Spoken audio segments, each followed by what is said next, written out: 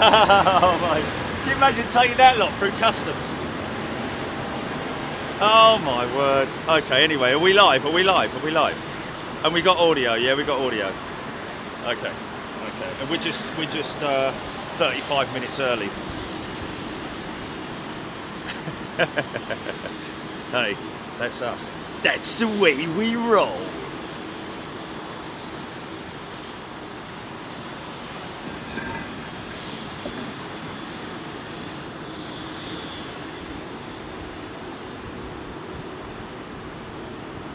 Three minutes, mate. I can get set up in 3 minutes, mate, if I need to. I mean, how long did that take? How long did that take?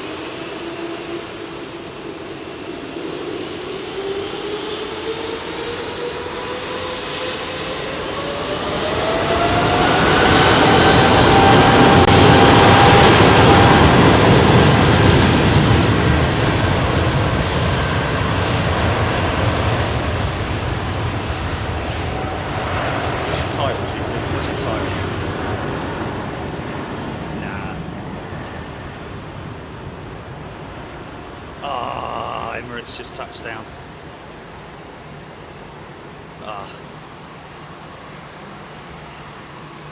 Yeah, we have. Yeah, we do. Yeah, could be some floofage. Floof alert.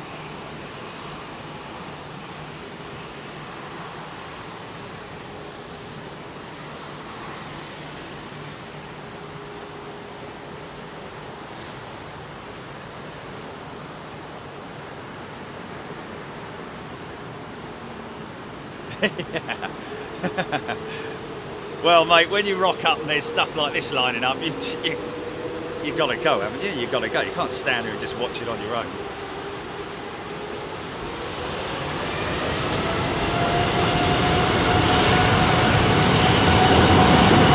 This might be it now. Okay. Hey. I'm gonna cut away from that Dreamliner. Sorry, folks. There will be more, but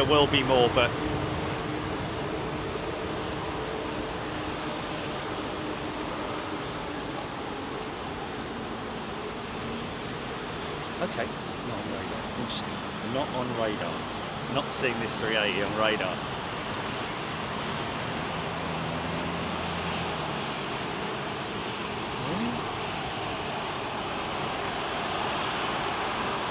Never had that before, Julie.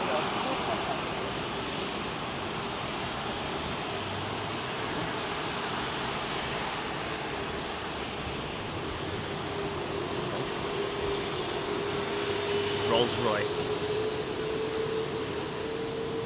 Trent 900. Great British power. Here we go.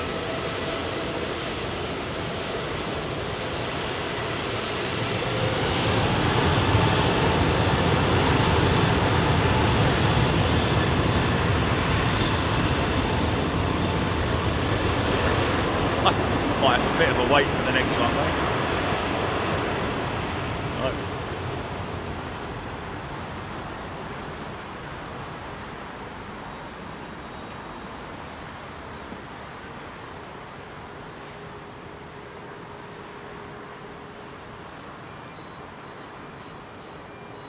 Oh look, BEA coming out.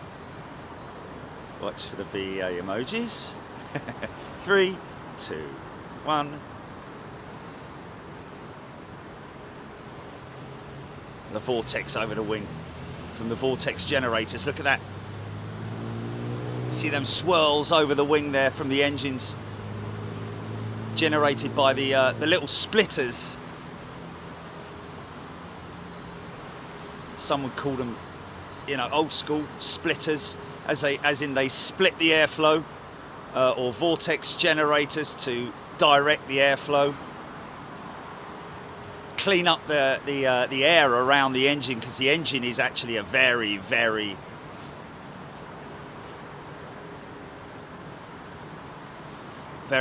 turbulent, draggy part of the aircraft. Say it, Becca. I don't even know where she's going. Where's she going?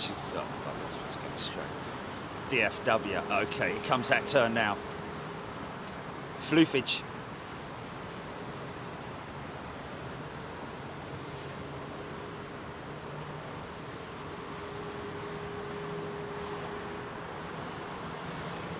The Trent's still singing away.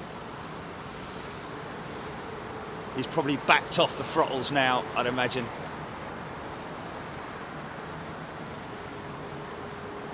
Flaps already starting to retract. Flight surface is in, and she's oofed. And that's it. Bye then. Blimey O'Reilly. Right, that's about all we've got, isn't it? Benches and tools and drills and clamps and charges and... Hello? What's going on here? What's going on here? On here? Yeah. It's a bleeding at 380 and all. Is he coming in this side? Or is he... No, he's going in the other side. Qatar 380 going out. Oh, okay, sorry. Oh.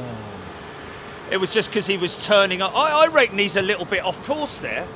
Or is he directly on course? He looks a little bit off course there. Sort of like midway between the two runways. No, just... Okay, well, let's just get his gear down anyway. From the north, yeah. In from the north!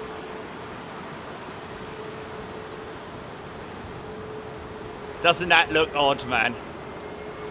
Before the body gear drops. It's quite a slow procedure for the body gear compared to the wing gear.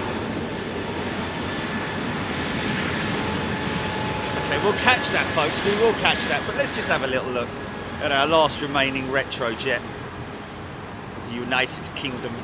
Morning, everybody. Hope you're doing well. It's Wednesday. It is, isn't it, Jilly? Because I'm a little bit... Okay, yeah.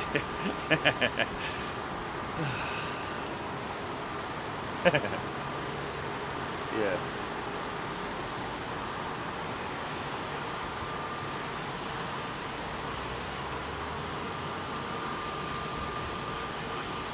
Okay, here we go. Paul Carberry is a new member. Welcome, Paul. Look at those old IAE V2500 engines, I think they are. These are the new Neo engines, the big high bypass ratio turbofans.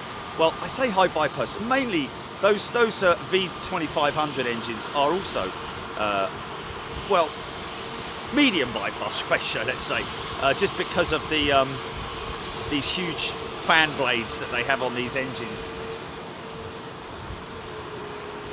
which give them that sort of like, because of the big blades, you get that sort of like mini big jet spool up. There it is.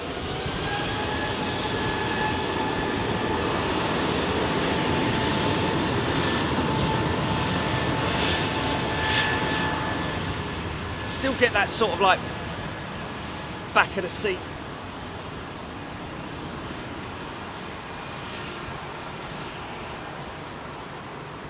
Hello. What's these waving pink hands, Jilly? What's up with that? What's going on there? Okay. He's got his marigolds on. Is he doing the washing up?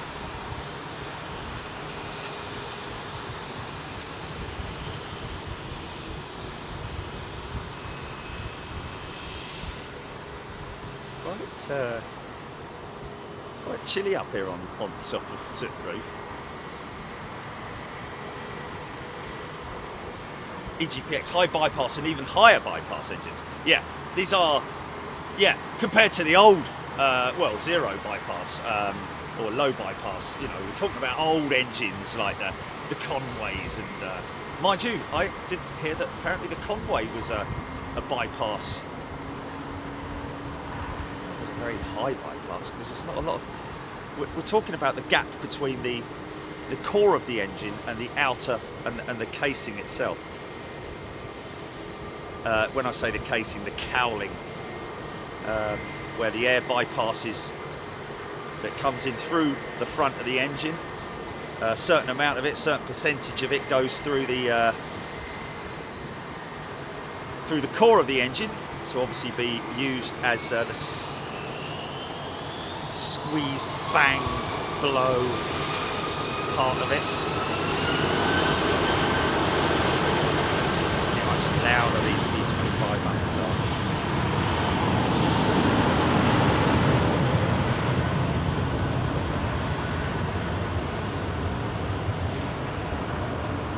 Well, that's a good question. Who's asking that? Jock asking about why are aircraft engines in different places on the wing. Well, generally, Jock, it's done the bizzle. Generally, the reason these engines are not really in different positions, so to speak. They are positioned relative to the design of the aircraft. That's the best way I can sort of like describe it. But they are generally more or less big jets, small jets in the same position relative to the design of the aircraft and the wing. I mean, these engines will be more or less in the same, well, almost, well, they will be in the same position laterally as the older jets. Just other revisions needed to be made. Very slightly, possibly very slight extension of the undercarriage, maybe, I don't know, but you can see how much bigger the engine cowls are on these jets compared to, you can see right the way through these things. That's what we talk about bypass. You can see the core of the engine there, obviously turning the front fan blades. And all that space that you see, that's where the air bypasses the engine. Around about 70-30 on these new modern jets. Is that Cathay Pacific coming out? Yeah, One World. 777, is it? Nice. See how quiet they are. Yeah, well, there should be, shouldn't there? Emirates 380 on radar to come out, folks. Get ready for that. I can do overflies as well. So if you've got any Donald, where's your trousers?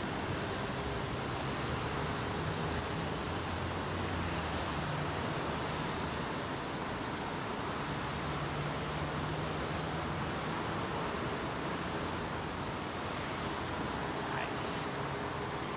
Bit of a lull.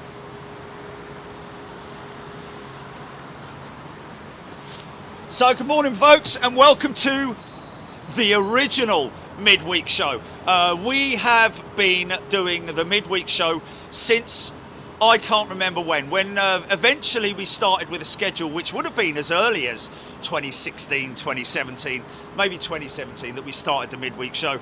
Always run on Wednesdays, and we've always run on Sundays, to be perfectly honest with you. It is the original midweek show. Which we, in the aviation community, have adopted. Others may do it as well. Beware cheap imitations. But anyway, a very warm welcome. Hope you're doing well. This is at London Heathrow. We've got the Courtyard Marriott. We're right here. We're very, very fortunate. Let me give these guys a little bit of love, because they're always wonderful. And we have this top deck area, which to me looks very, very close to completion. We'll have a little look at that in a bit. But we've got the lights up and all that kind of thing, so it's looking pretty cool at the moment. I'll ask them when they're going to be open. GV Tom, Virgin Atlantic A339, Ziggy Stardust, I think it's called. We're waiting for a little space oddity, my apology, but it's still Ziggy Stardust, isn't it? You know, it's that whole era, wasn't it? You know. So we believe, and thank you, Gareth, by the way, from Virgin Atlantic, for letting me know that apparently It's going to be tomorrow, the delivery of GV Tom, Virgin Atlantic's second A339 here at London Heathrow. We're waiting for a time. It's as simple as that. Once we get that time, we will let you know. I'm going to have to give up my game of golf tomorrow, folks, so that I can come and film that for you. So I will be on standby all day tomorrow to make sure we don't miss GV Tom into London Heathrow, welcoming her from her birthplace in Toulouse, France, southern France.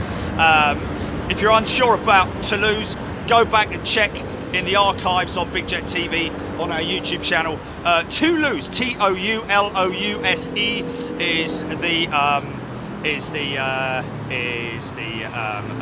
well, TLS actually. If you're on Flight Radar, if you're on Flight Radar 24, TLS, Tango Lima Sierra. But if you want to check out our videos where when we've been down there, a bit of a fishing trip every time we go down there, but always fantastic. So I'm going to get this 777. Stop looking at my ugly mug.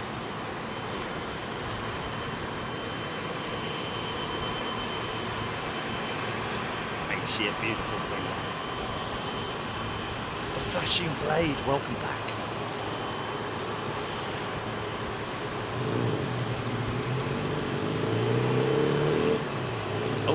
BA's going out first. Get your first dibs.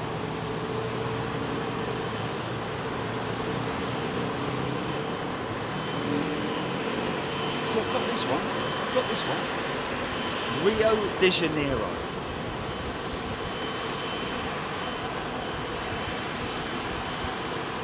Now this is the Rolls-Royce, another Rolls-Royce powered jet. Trent 1000 engines. Super high bypass turbofans. Look at that unique, apart from the Max engine, of course. It's very unique, that shaping on the cowl.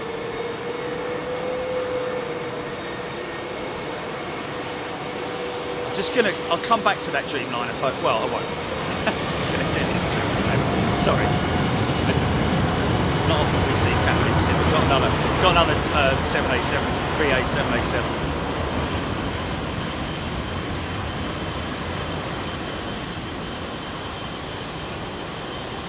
Very silent lineup.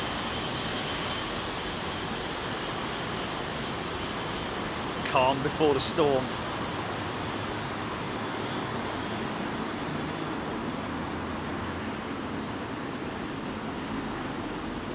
You can hear those engines whirring, literally.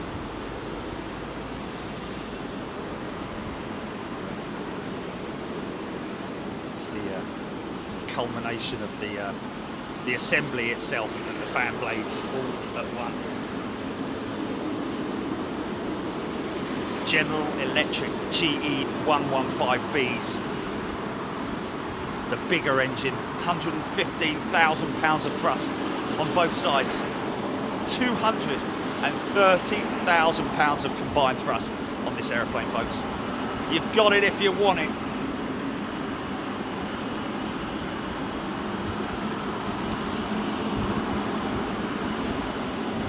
Right through there.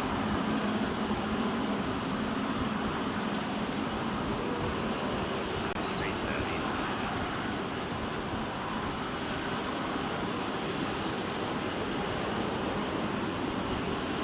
Obviously bound for Hong Kong. CX252.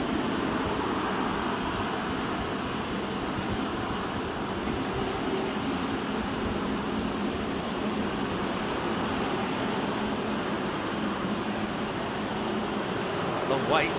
Here we go.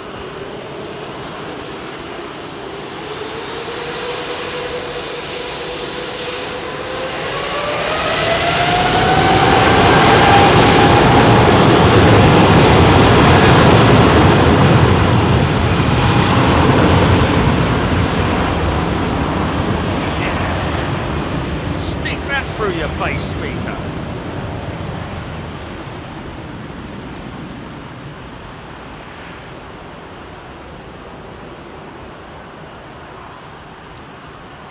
Yeah. Big left bank I'd imagine, mind you, has been known to make a right-hand turn, go out over the top of North London. Look at that. Ain't she a beautiful thing? Love the 777. It might be a little bit.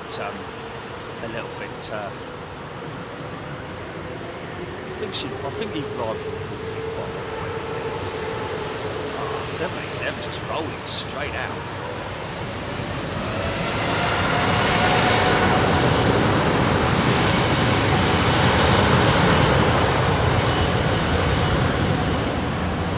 So, what are we expecting today? Well, 2-7 operations is a good thing to start with. We might get a little bit of a... Oh, he's a long way from that cloud bank, I think. Microphone off. Microphone on. Microphone off. Make your mind up. Okay, let's get this 330. So this is the 330 CEO, the current engine option, which I think we can dispose of that word now, can't we? Or that variant, because it's old engine option, isn't it? Because they're not. I don't think they're making this model anymore. Trent 700 engines, big long spool up. Here we go.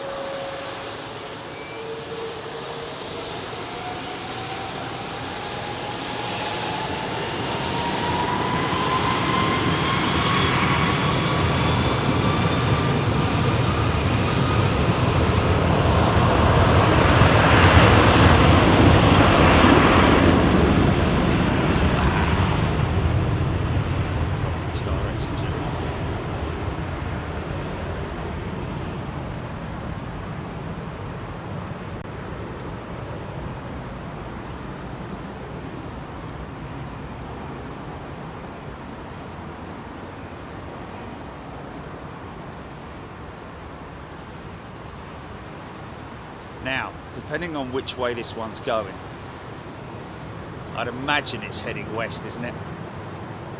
Might get some ribbon off those winglets.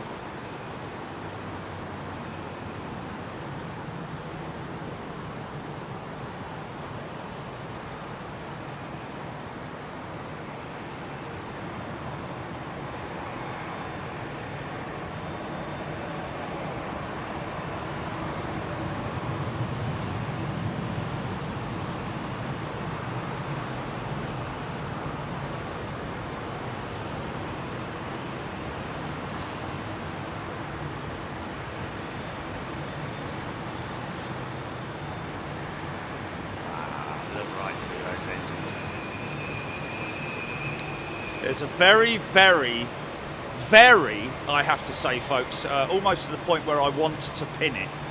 A very good educational video, very short, but brilliant for both adults and kids. I'd say, as in a balanced way, that it's educational for everybody, about sustainable aviation fuel. And the reason why we're not using it in abundance as we would want to, it was put up by Airbus yesterday, and I did actually share it across my channel. So if you want to go and check that out, I think it's just Jerry Dyer on LinkedIn. You'll be able to see the video I'm talking about. And it's brilliant. It's really, really good because it's using cartoon, sort of like, well, semi-cartoony. Well, it is cartoon. It's cartoon characterization. But very simplistic, but very educational. And it is literally, this whole sustainable aviation fuel debate is literally all down to supply and demand. And the fact that we cannot supply it, literally, well, nobody can really, unless you've got the resources or the land available to do it. And of course, don't forget that it is also using renewables, rubbish, literally, and oil from your McDonald's and Burger Kings and all that kind of stuff. So, but it is a case of logistically collecting all of this stuff, which is all of these aircraft are currently running, probably I'd imagine, on around about 5% sustainable aviation fuel. British Airways have a huge supplier in the United States, of all places. What was that on the Airjet GP?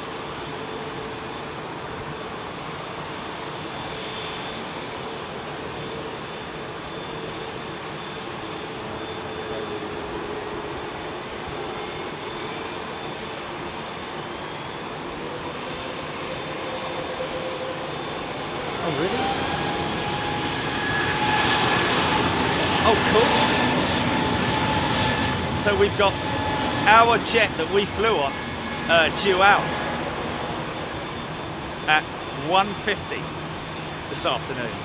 We're going to be here right the way through to the switchover and possibly beyond, folks. It does all depend on wind direction, because we believe that the wind is due to change around about 3 o'clock this afternoon, which would be a terrible thing, because we've got a good friend of ours, the Angel of Los Angeles, Mike, flying in, doing a European tour, I think it is. Look at this beautiful aeroplane. He's in on a 380 BA2. What was it?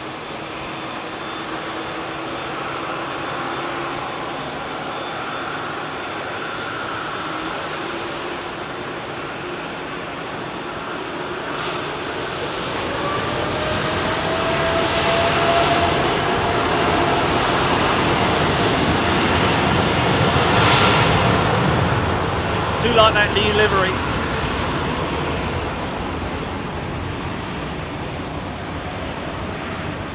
The old Head and Shoulders livery, looking a bit like an old Ford Anglia these days. A lot of Ford Anglias were always in the Humber that was painted in that blue finish. Oh, it's a tricky one, man. It's a tricky one. Like, long departure.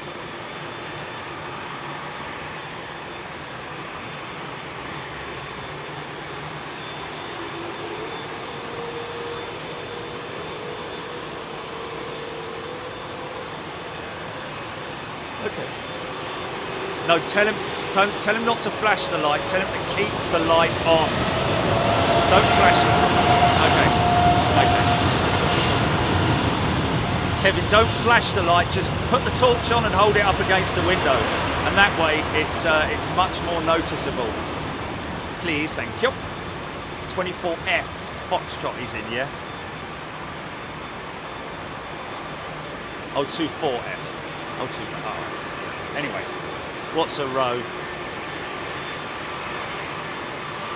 Another long departure. Reason why they use such a long takeoff roll is based on those engines, and to preserve them. Oh, listen to this CF6. So, I think it's CF6. Old school sound.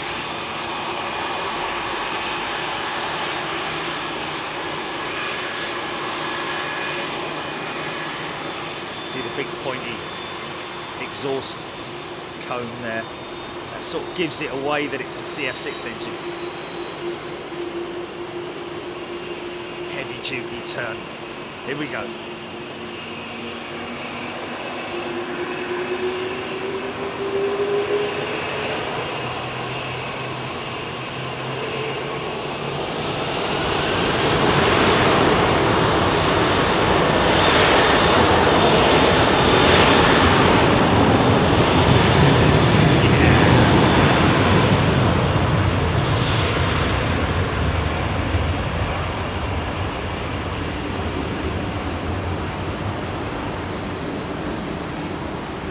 Hey, remember the other day, folks, when we had an emergency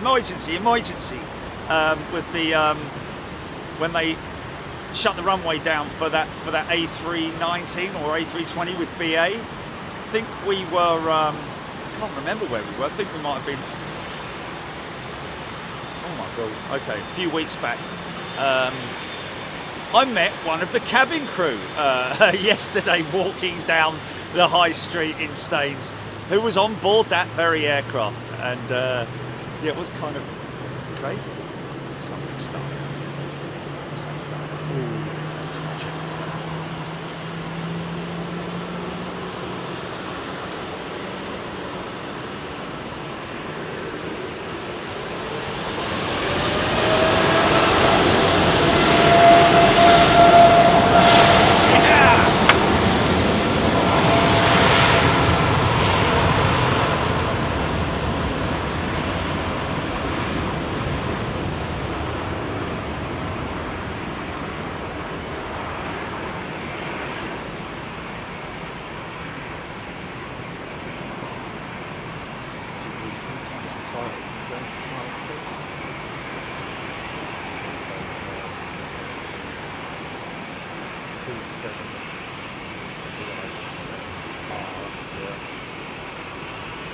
Spool-Ups.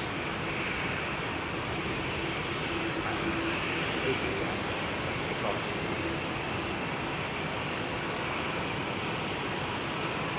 Roger that.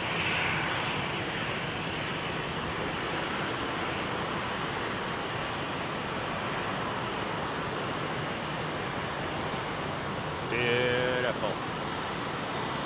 Yeah.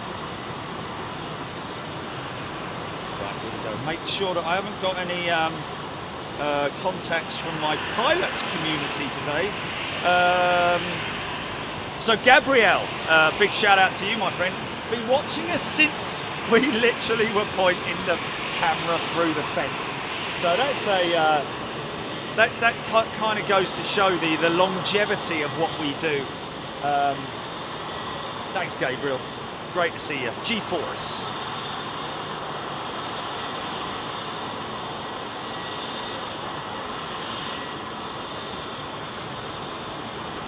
Okay, here we go.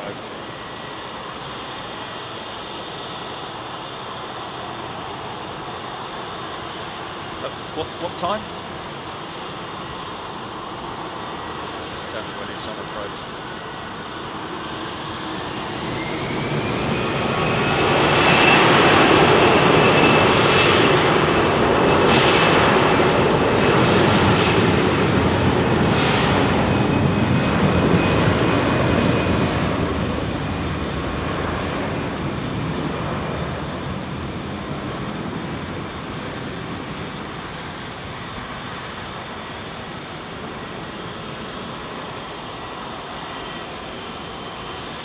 Very interesting yesterday, and a lot of people will remember this. Not everybody, obviously, but I certainly don't. Back in the old days, before the war, no, but back in the old days, when you were catching an aircraft, particularly a long-haul flight, TWA, Pan Am.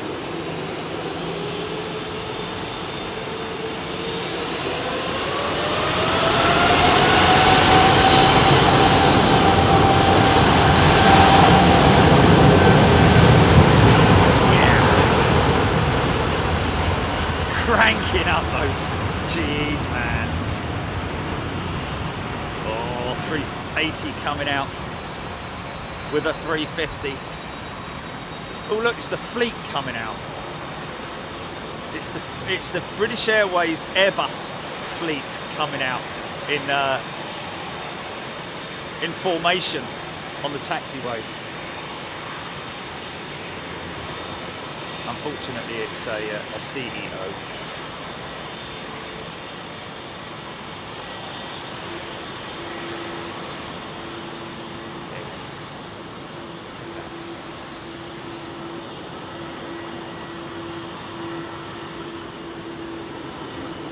Yeah. Come on, Dad, keep up, son. Stop eating the burgers, get a bit of exercise. Slimline mother. Yeah. Yeah, they lost their mum, didn't they? Good day, everybody. Chipaz1990 was the member who I'm reading out comments on YouTube, folks. A very warm welcome to you. Hope you're doing well. Just passing midday here in the UK. Chipaz1990 letting us know about the Virgin 330-900 out to Tampa at 13.50. We sound like Rolls-Royce, but they're not. They're GEs. So I think that might be a GE90, not a 115B. Correct me if I'm wrong. Maureen Long, good morning to you. Pussy PJs, Linda Beatty, Alistair Hinksman, Andy Caps, Marianne Edwards, Clive Clark, Diesel 13, Sandy Humby, Randy Bushbow, Richard Mortara, Doreen Hanson, Doreen.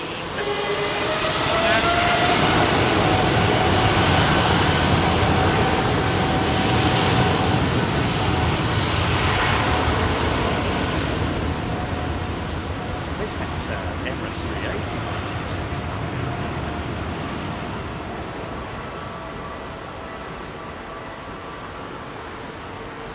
Hey, we were talking about, somebody raised a question the other day about whether these aircraft, what would happen if they were to deploy their reversers in flight.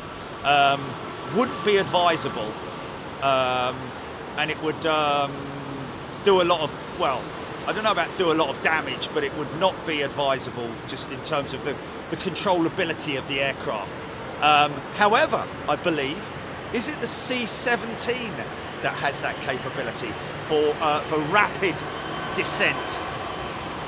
The C-17 engine, the Globemaster, has a rapid descent capability, a bit like the A220, which has a rapid descent button, literally, where it literally by the switch of that button, it configures the aircraft into a rapid descent configuration, should I say.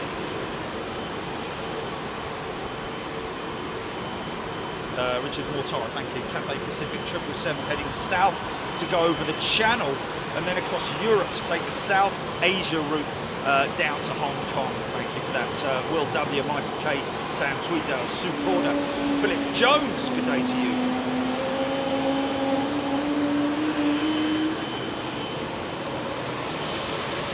It's the old Pratt & Whitney's.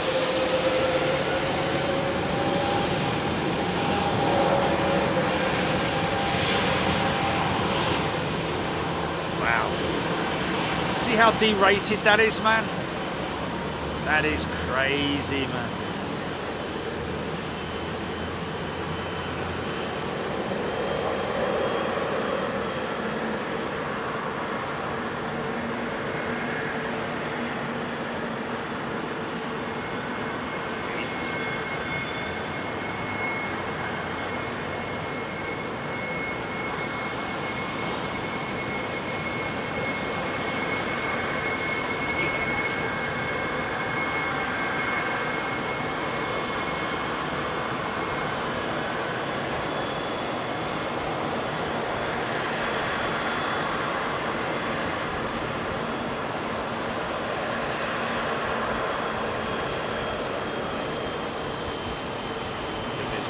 Safety element built into it where you cannot, it's probably locked, isn't it? I'd imagine the throttle, yeah, exactly, yeah. It's like auto locking doors and stuff like that.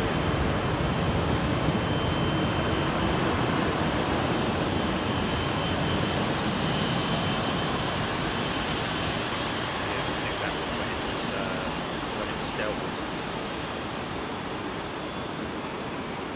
An ACI about that air crash investigation. Worst productions you could possibly imagine. You know, the debris field's got dustbin lids and bits of old carrot in it. It's like hold on a minute. At least go and plough a field up and kind of give it some form of reality rather than stuff that's completely unrelated to an aeroplane. Go on, son!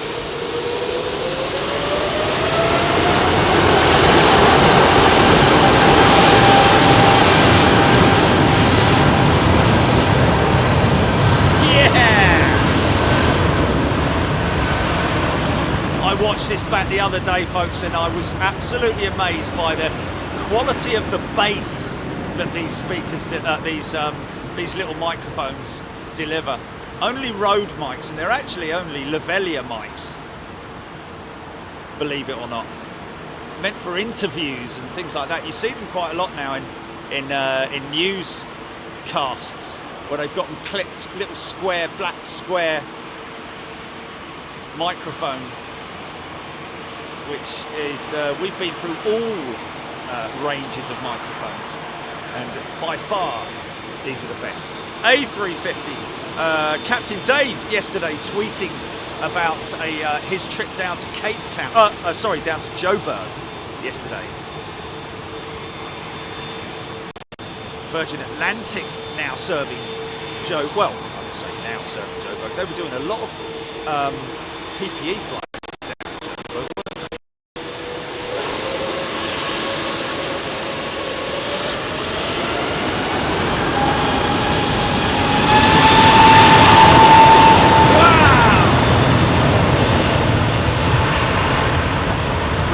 I'm going to switch back because this is to all our friends down under. G'day. Your campmates have successfully won the prize. The question is,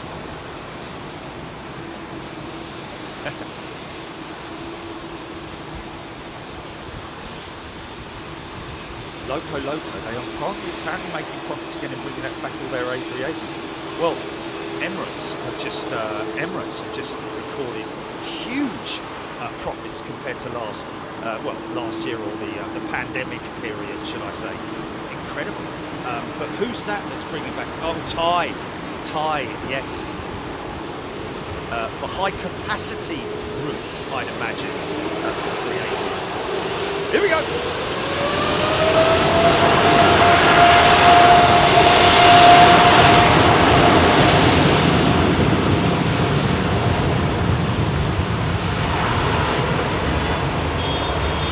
Cape Town, was it? Okay.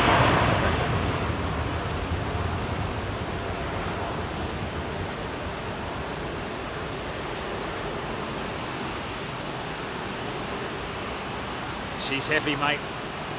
All the way to Perth. All the way to Perth in one run. 17 hours, is it?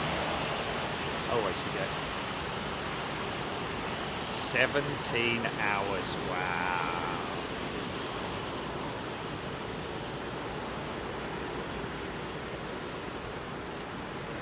Okay, I gotcha. We've got somebody on the next arriving aircraft on 27 left.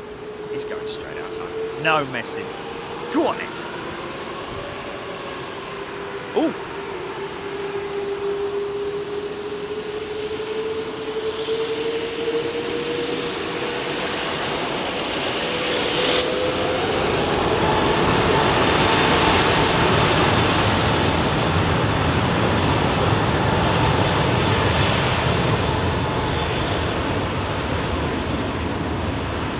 Hesitated there a bit.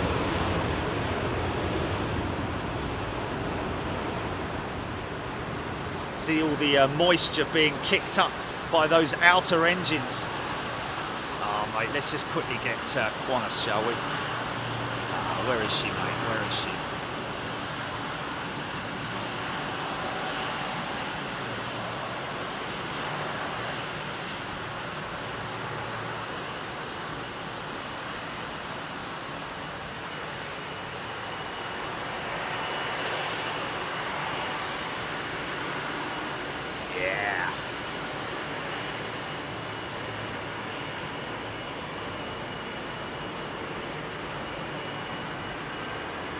It's a Dreamliner, is it? This ship that they're on? Okay. Right, so you're there.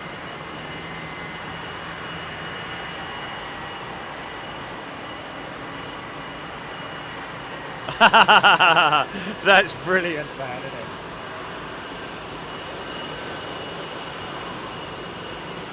Kevin FB, different tyre, 777 to the one which had problems the other day. That was TTC. This is TTB. Oh, 1 digit out. Wow. She's still sitting there waiting. Okay, who is it on board this? Oh, we've got 767 taxiing out. Nice. Who's it on board this? Somebody's auntie is on this plane. And niece.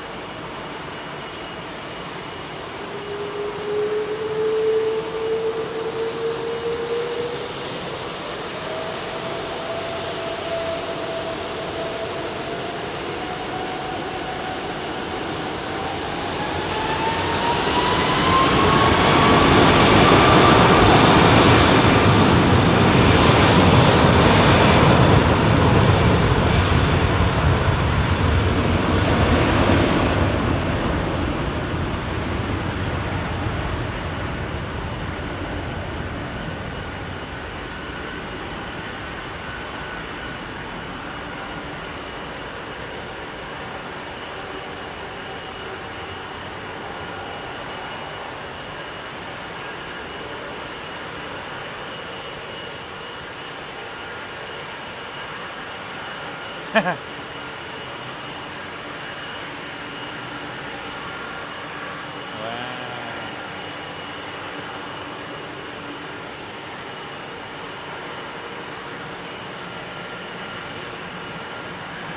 That's crazy, man. That's insane, man. BA? Is that BA? Oh, Virgin. Joe and Dave. Ooh, whether they'll be watching or I don't know. But Joe and Dave, Virgin crew on board. Was it Clive? Yeah. Clive's crew the other day when he flew.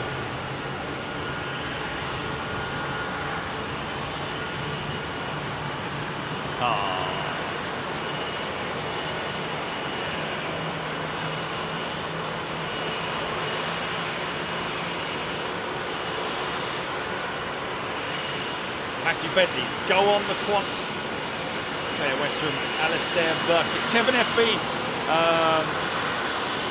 Thai are bringing back one of the A380s, their aviators, to evaluate its performance, but won't be until the spring. Now, also, you need to bear in mind that out there down in the east, they have what are known as high-capacity routes.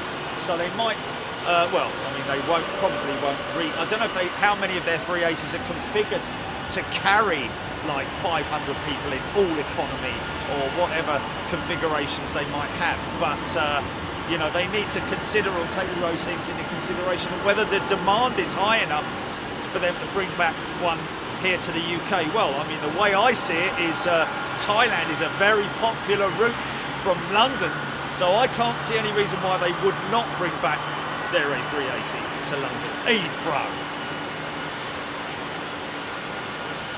Jamie D, welcome Jamie D. He's a new member. Air Canada 787 spotter, J-Mank 72. Mick, Mick, we are here right the way through till the switch over, number one. But if we can get some landings, we will. But we're not sure about the timings. Sorry, the wind directions.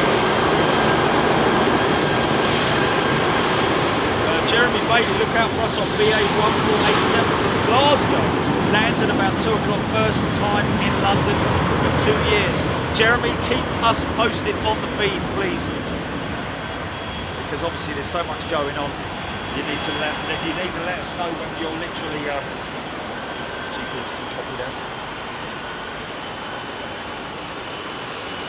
Randy Bushbow. Wore my Big Jet TV hat yesterday through 3 airports, and several people stopped me and were fans of the show. Awesome. That is so cool. And that's in the US as well, isn't it, Brad? Man, Bushbound. Don't often see this Star Alliance 777 with United. Funny how some jets look a bit more beefy. Now, wait for this. Yeah, exactly. Did it even make it out of gate?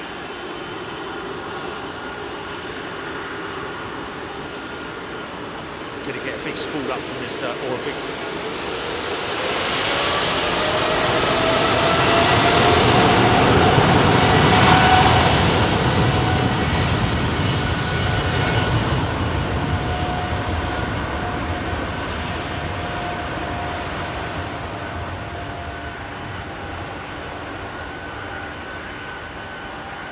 Hark at those engines, man.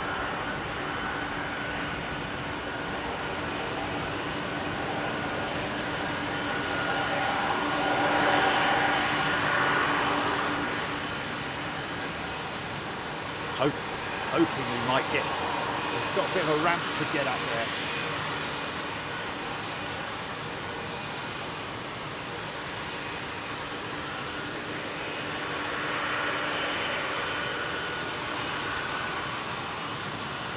Right, I want to hear this. You're next, United.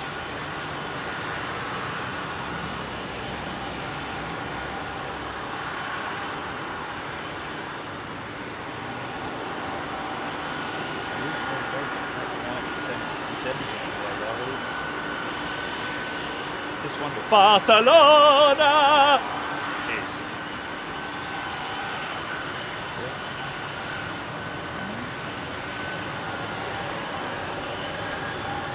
Come on, girl. Let's get this little 320 out of here. And the sirens, please. Come on, come on. Need to hear these cracks. So it's just so 747. Here we go.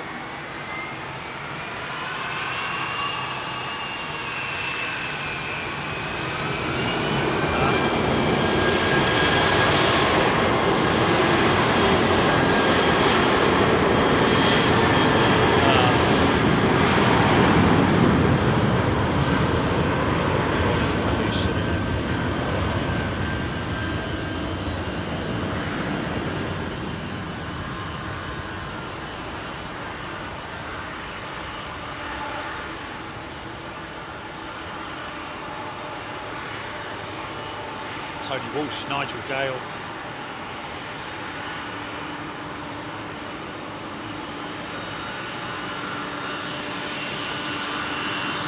Cargological. Is that it? Ceased operations. Official. Owner being sanctioned. Why didn't the owner just? I mean, we can't. Yeah.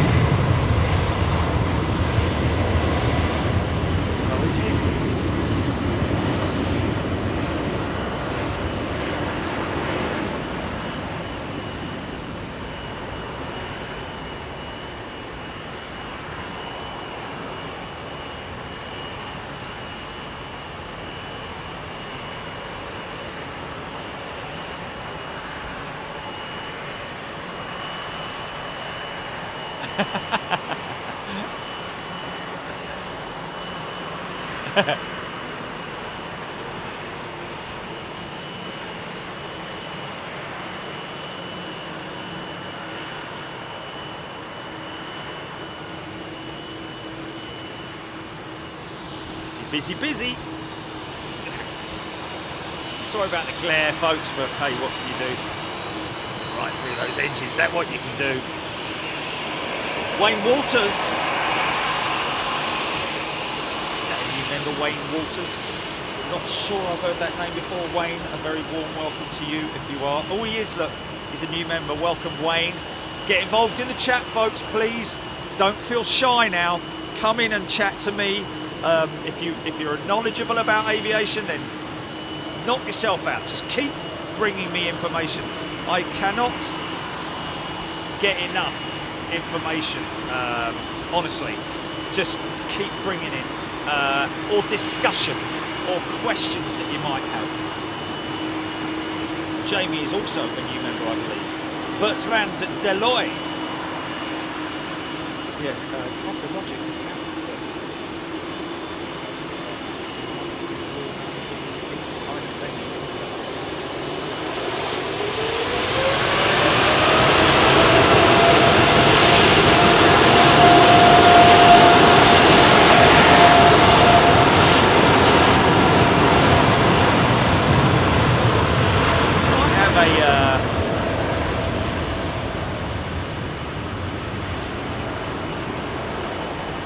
Ground run, that's not a taxi.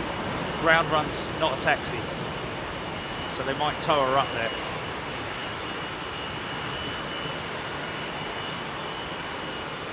I'm not even going to bother trying to get hold of them, mate.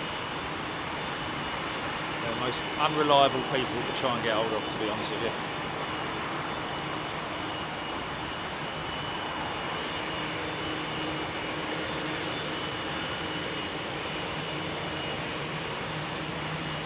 Which aircraft's that?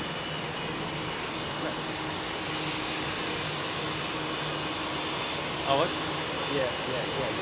That's a stored aircraft that's going to be returned to its lease company, probably. Paul Brown, what's going down today?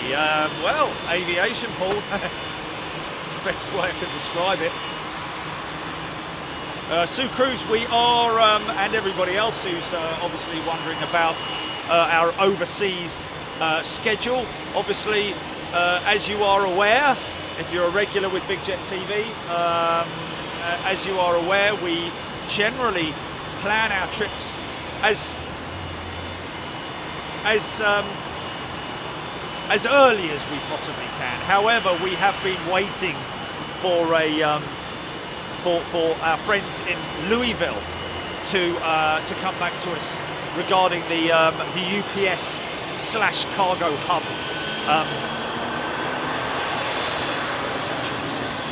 Firing up.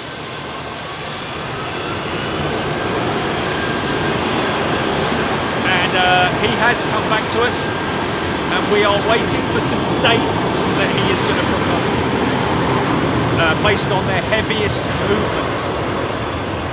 So we will be going back to Louisville. It's just a question of when. I imagine it's going to be either later this month or very early part of next month. 777, here we go.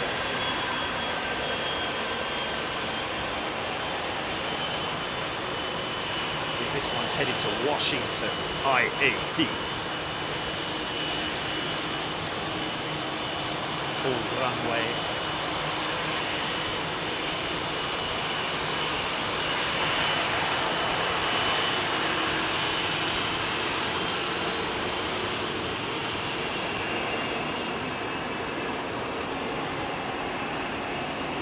Straight out, no messing.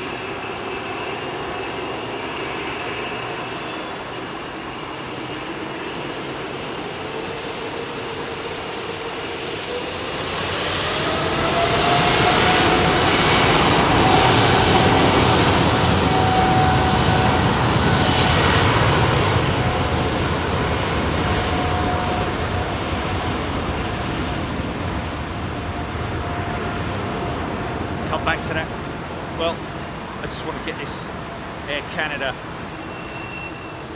Do like that livery, folks. Ever since they first brought it out, I was in favour of it.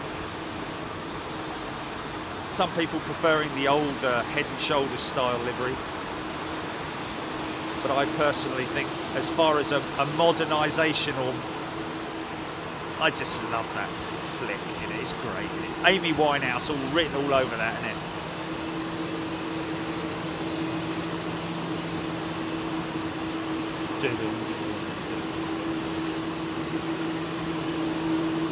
To me with words. That one's not on either. And I'll go back to and there's the old one over there.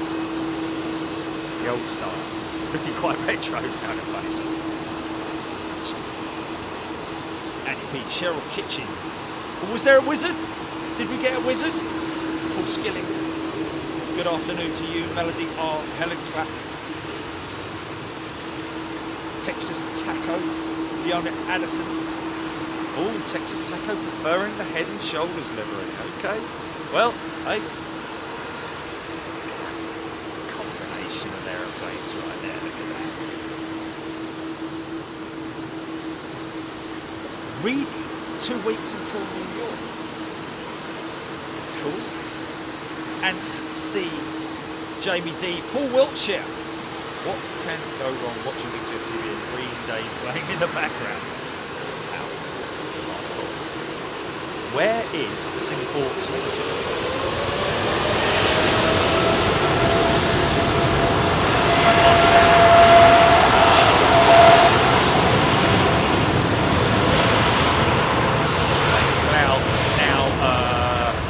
Clouds now approaching. Cloud build-up approaching from my west, which is a good thing, to be honest with you, because this the winter sun is very glary. And I'd prefer we didn't have sun, to be honest. It's just it's down to 3:30 now.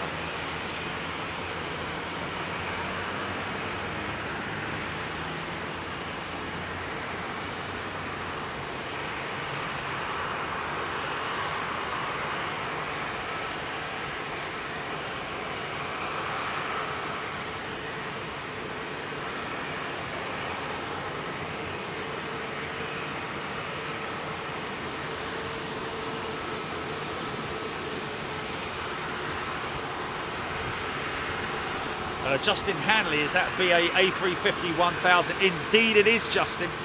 British Airways, like Virgin Atlantic, only operating the 1000 variant, the stretched, super stretch. He's got a new nose on him. Has he had a bump on the nose? He has, and he.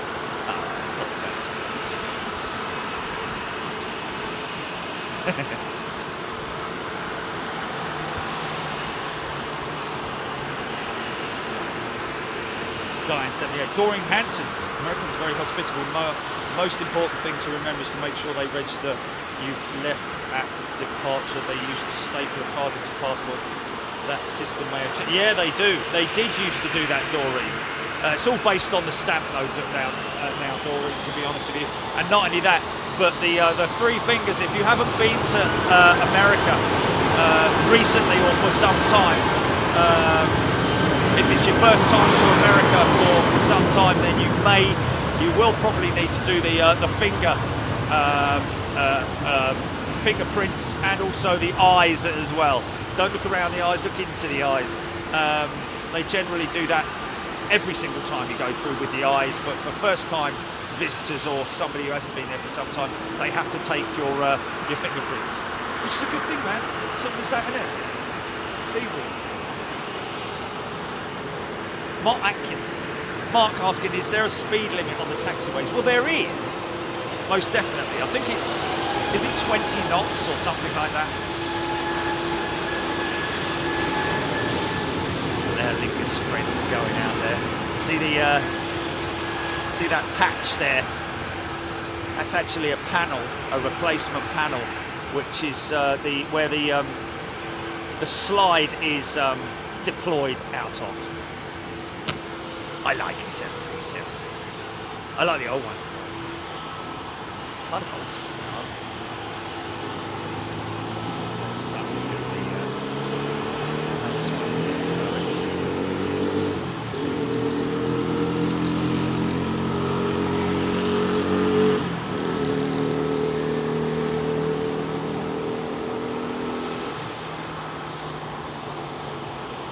see the Max, because of the way they've cleaned up the back end of the aircraft on the Max, the new Max design, by having that sort of like conical APU, much like the Dreamliner. they've done away with the necessity for the vortex generators. CFM56 engines.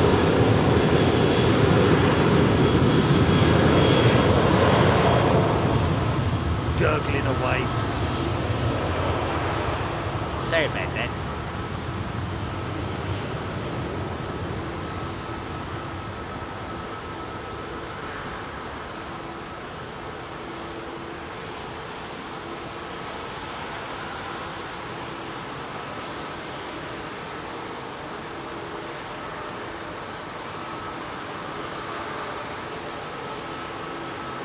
You go on back to her and I'll go back to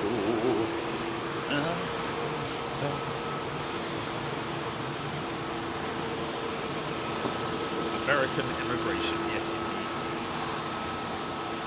Always very, very either miserable as sin or happy as Larry, American immigration. But I've got to be honest with you, that's the same wherever you go. Where I was in Madrid the other day, geezer would refuse. Oh yeah, the one we had last time was a YouTuber, and he was like, we put, unfortunately for the people behind us, we kept them, but he was talking away, wasn't he? He was like, oh my God, what's your channel? All that sort of stuff. So, you know, it happens quite a lot. I've had it before.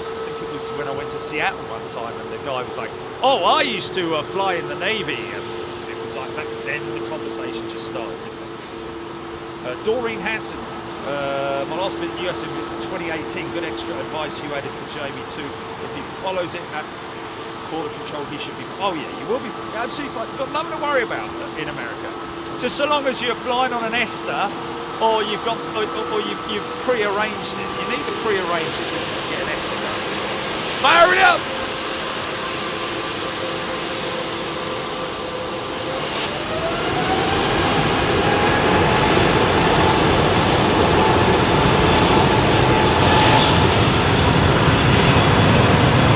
Man, oh man. Okay, we're talking about the 737 just now. Let's leave that 350 and head to the MAX that we were talking about. Now, on the older 737s, they've got four vortex generators at the base of the. Wow, this is nice, isn't it? I don't think we've seen this one in here, have we? That is Iceland's new livery, folks, right there. And I like it. Each one unique. Oh, actually, it's not, is it? We figured that out, didn't we?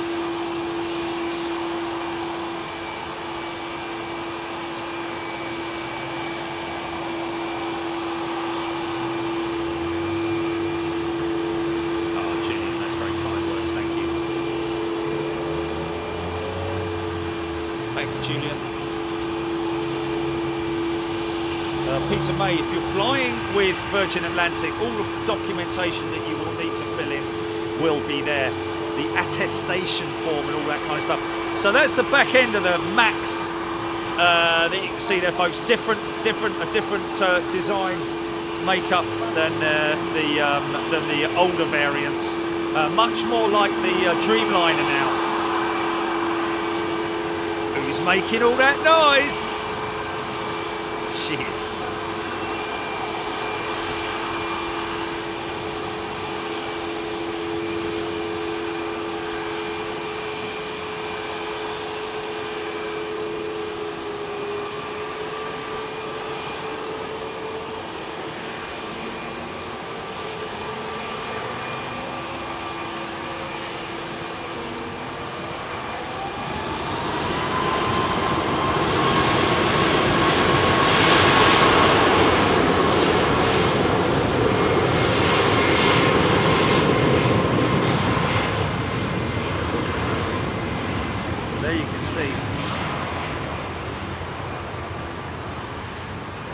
Clearly the back end of the MAX.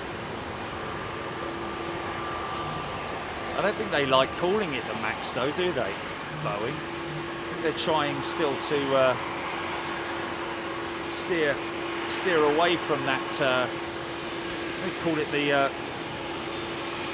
the 9, isn't it, or the Max, or the has everyone got an 800 and a 900, haven't they? So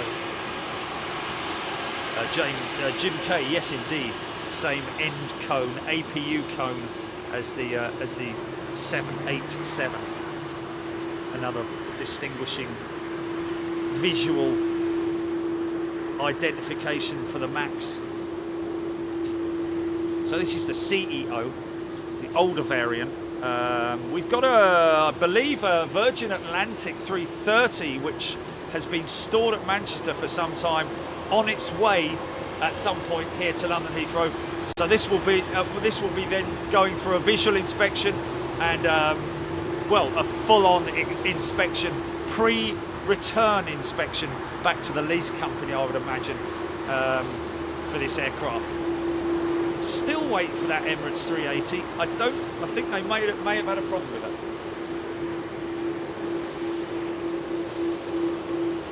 Jimmy, did Uganda Airlines scrap their plan with the 338 to London Heathrow?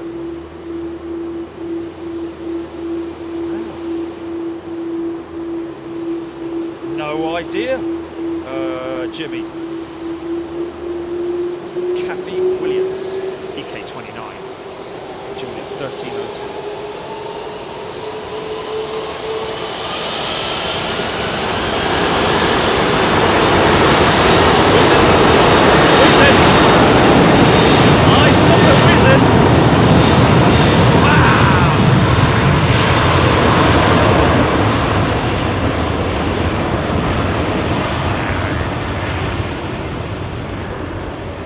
Gave that some beats.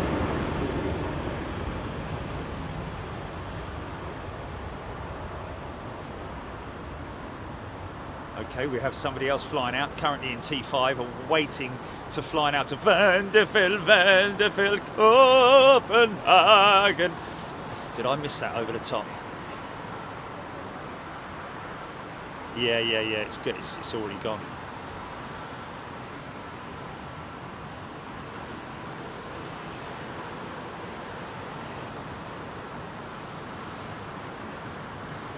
So now you remember we were talking the other, well, whenever it was, about the A220. I know this is a 320, but this is a 320 Neo with Swiss Air, or Swiss, as the purists might want to call it. A220, Airbus stepping up their production, decreasing the outsourced part of their aircraft, as in increasing the homemade part of the aircraft, the A220. 3 different assembly lines, and with Airbus and the A220, and they're really stepping up production for that aircraft. And I still remember somebody saying to me that apparently the A220 could eventually be the replacement for the A320 line. When I talk about the A320, I'm talking about 321, 320, 319, because they already have 2 variants of the A220. Balfour Town, thank you. Just gifted 5 memberships. Wonderful thing to do. Thank you, Balfour Town.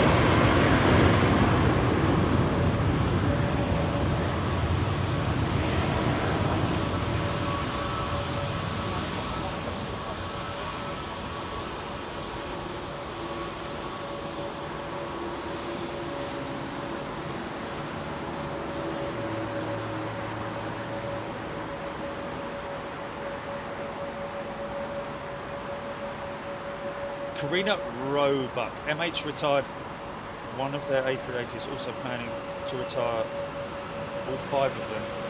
Is that Malaysian? Oh, Karina Roebuck, yes. What a shame. Retired one of their A380s. Love to know where those big aeroplanes are going to be stored. I mean, obviously out that way, you do have Malaysia, you do have rain, you have wet seasons, don't you? It's not like the desert, you know, like southern Spain. Although it rains down there a little bit. just asked me from the other day. I'll get me coat. Philip Jones, did anyone see the lightning strike on the Beluga last week? Yes, Philip. Out through the tail and then back out, literally out through its gob. What is amazing, that gives you a perfect example of the cage being used to full effect, and also the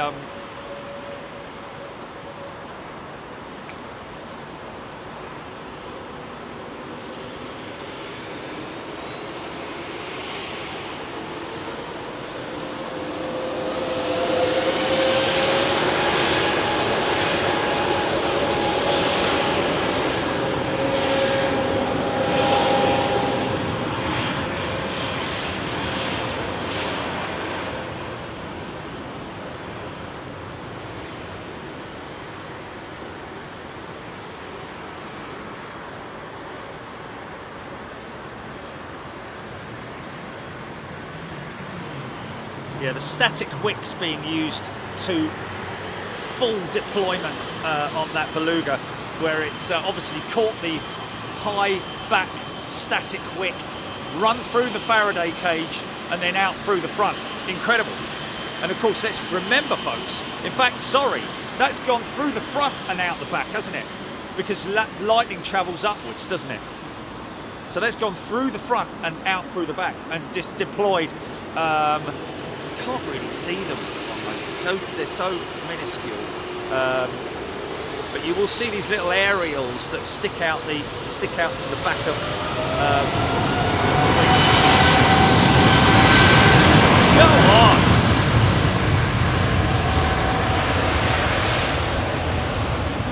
And here comes the cloud. So soon we will be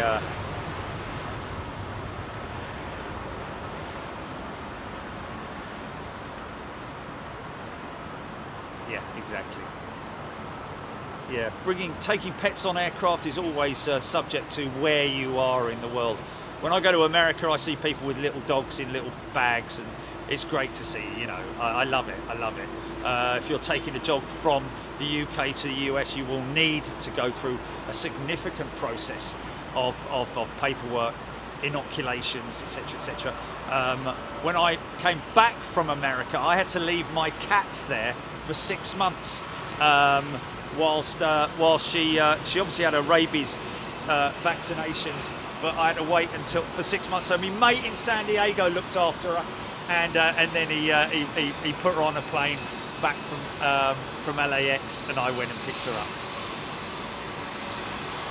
But then the day I was there, it was like, you're too early. You can't come until tomorrow. I'm like, no, smudge.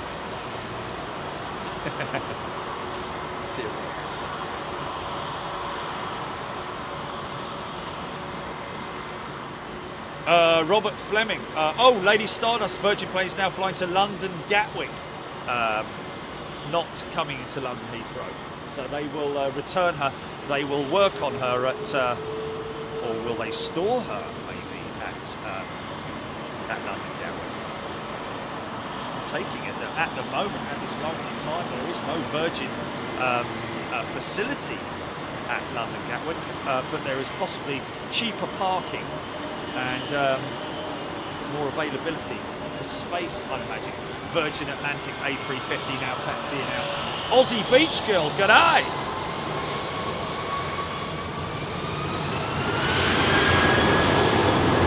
Welcome as a new member, Aussie Beach Girl. Got a lot of members out there in Australia.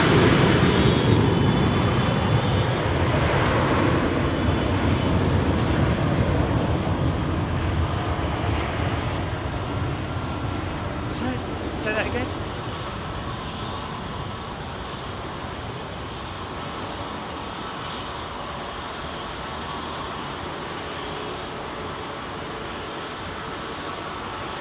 No, it's not going to happen. They've shut it down. They mothballed the whole production line.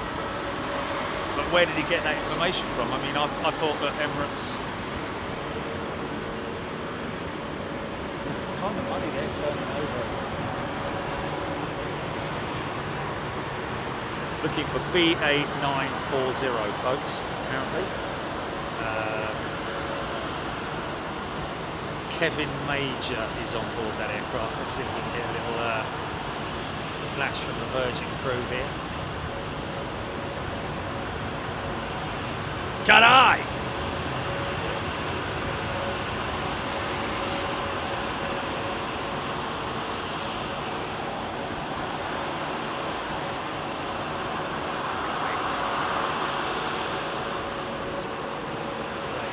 Temperatures dropping as the clouds come in.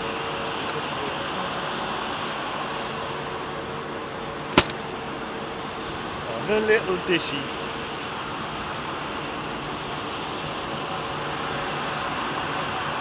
Claire Jones.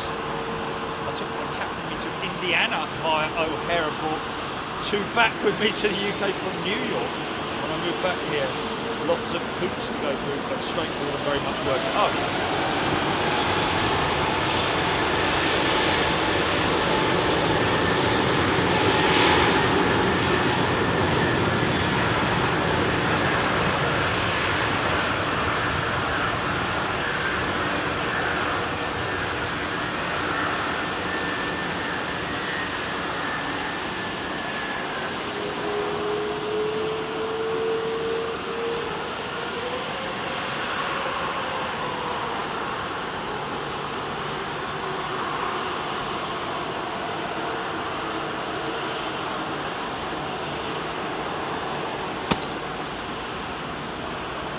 The boat comes in. Reedy, Sandy Humby, Aussie Beach Girl. Hi everyone and thank you for the welcome. Almost midnight there.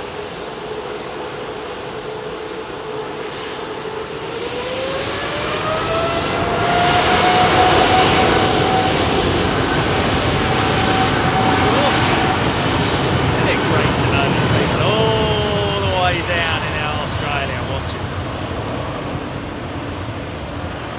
Big warm welcome to all our friends down there. We will do an early show at some point. We need to look after our great friends down there in Australia.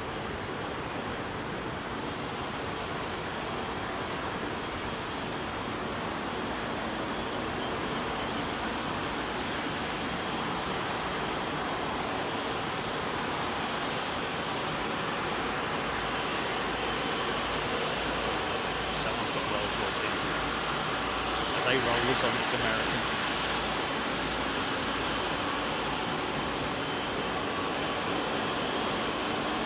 Trent 8 humming away. Hear that hum? You're on your speakers or your headset, you might have heard that.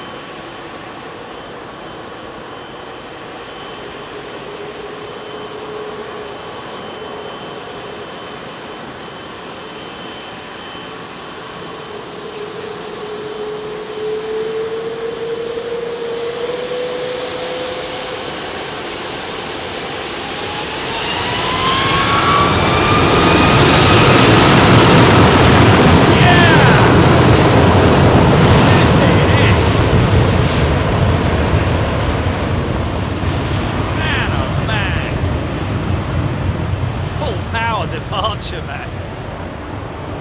Through the box, as the old bomber boys used to say. Throttles all the way up.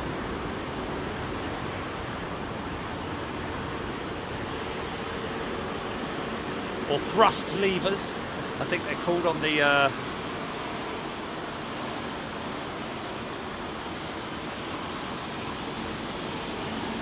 so the two major competitors right there.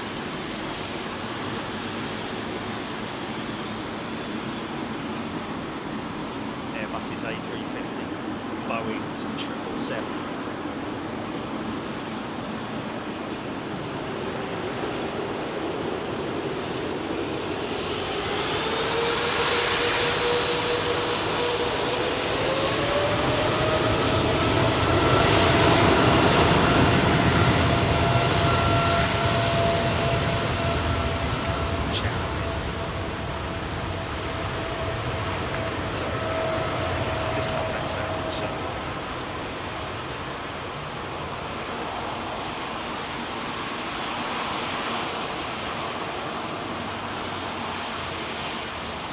Now these things can make a right old racket if they want to.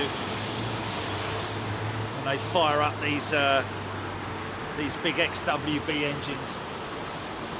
Let's just quickly grab that triple, rotating. Nice.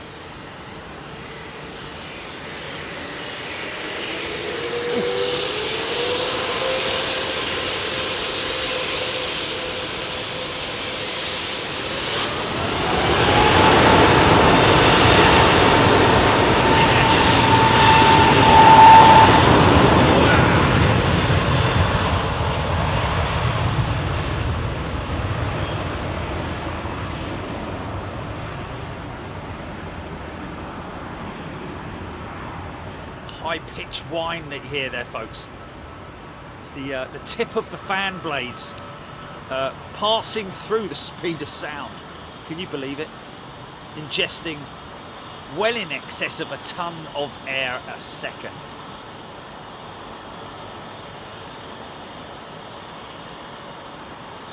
One ton, amigo.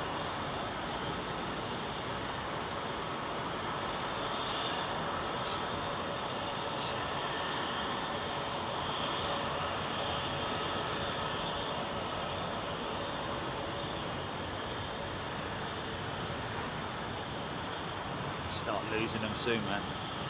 You start losing them soon.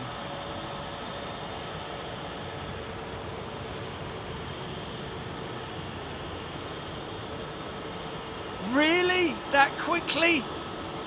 Blimey. Dylan's got to be he's flown the most aircraft of any pilot this year, hasn't he? What was it? I've lost count. He's on the 787 already certified and done all of that. Fantastic. Well done, Dylan. Well done, mate.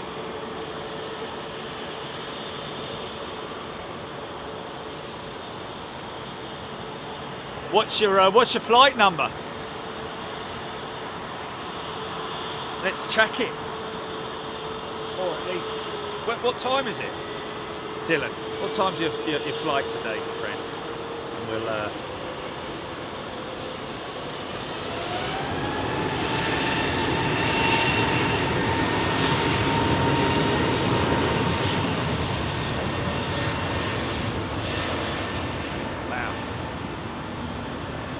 Bloke's flown more bleeding planes than I've had hot dinners in the last couple of months.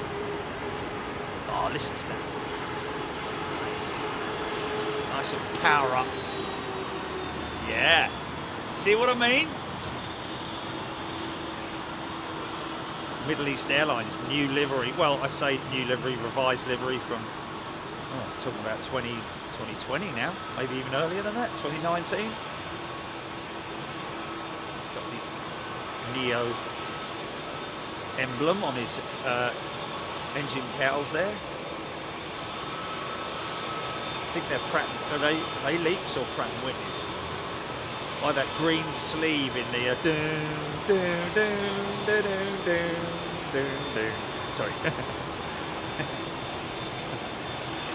The early. Oh, it's a fun.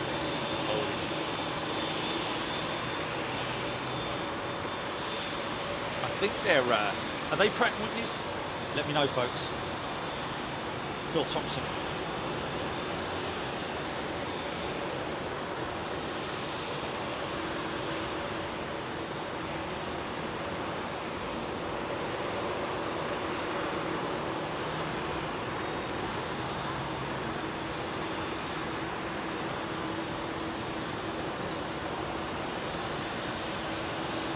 JR, has anyone seen the video of Alaska Airlines 737-900 engine casing destroying itself? I'm guessing it was landing, as it appears the speed brakes are extended.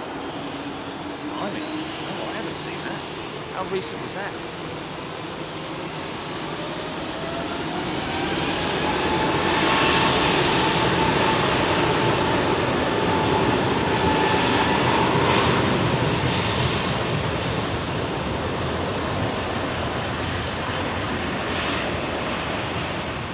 Virgin 330s are busy today.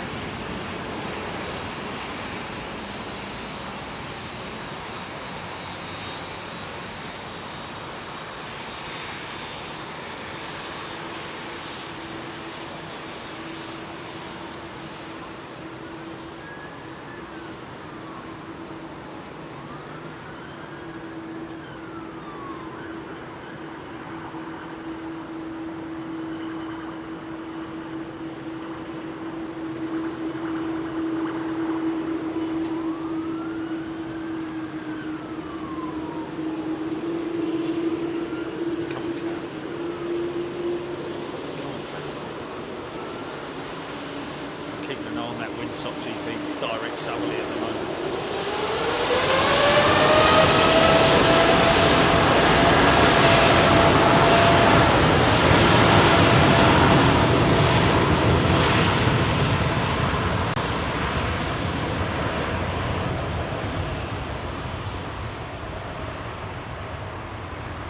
What time's he flying? Has he said what time is he flying? Okay, Dylan, let us know what time you're flying. Oh, it's in January. Oh, okay, blind. Flipping it. Oh, okay. I thought it said. I thought it said this week or something. Okay. Okay. And where's he flying from? Where are you flying from, Dylan? Let's come up and film it. Be rude not to, really, wouldn't it?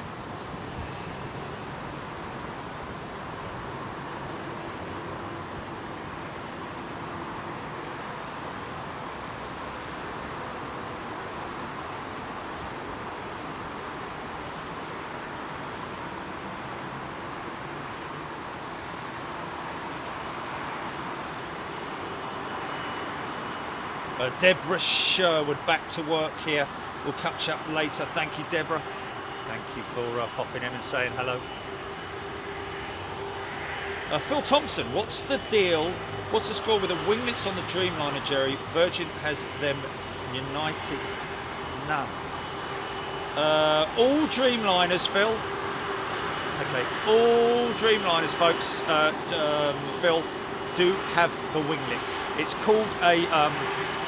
Well, I mean, it's an extended winglet, really, isn't it? It's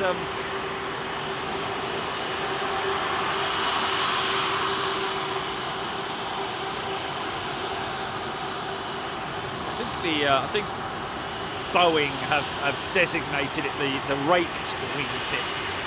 All of them have them united. Every single airline, every single Dreamliner out there will have a winglet on it. Maybe not as. Wow, does that mean there's 3 Emirates 380s in at Heathrow at the moment then? Soon to be.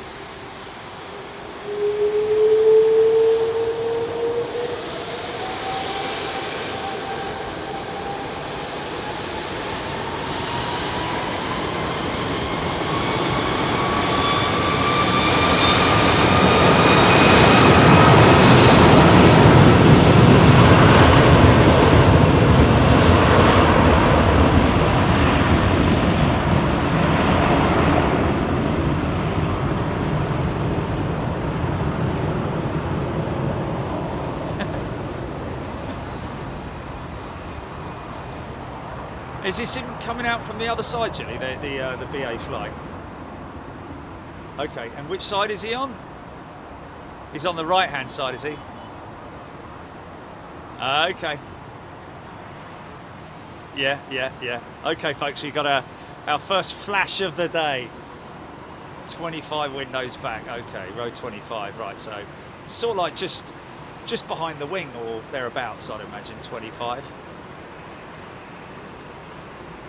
You could still be on there, mate. Yeah, it should still be on there.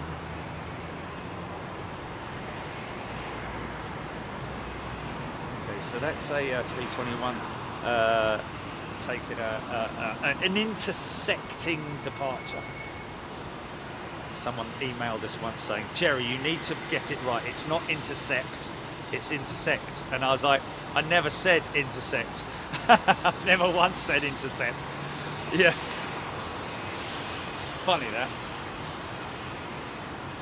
Diane 78, the last F-70 flight from Lelstad was back in 2017. Okay, here we go, folks.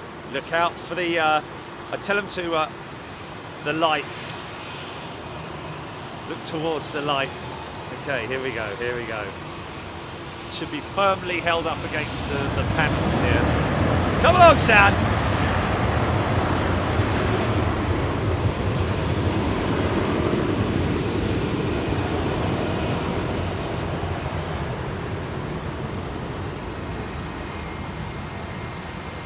I don't see it.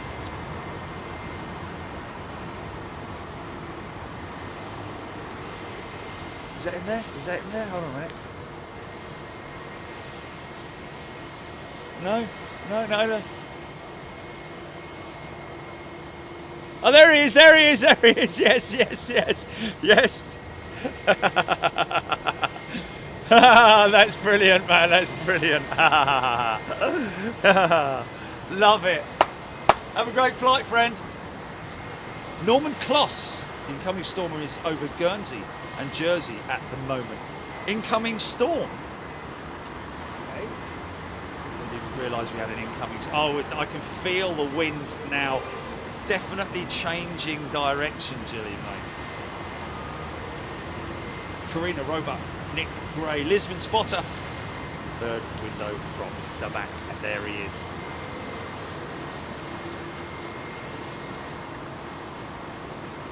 Left a bit, right a bit. He's still got it up there, look. Give us a wave, son. Go on, give us a wave. Too late, he's gone. Yeah.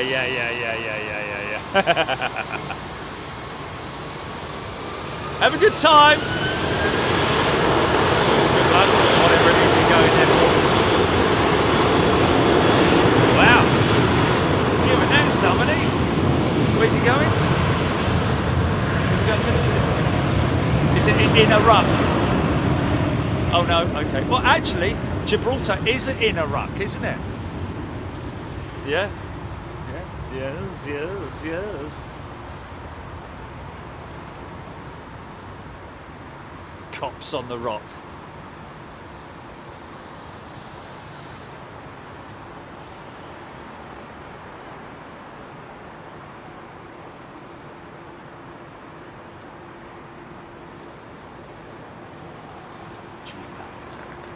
So, as I was explaining just now, all of the Dreamliner jets, of course, have the same wing design, every single one of them.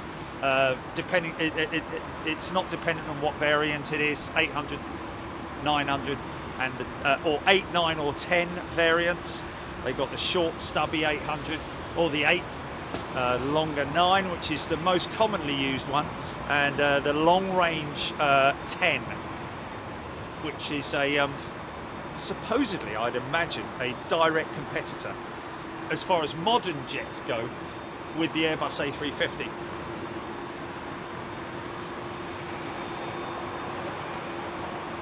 Exploring with Dave.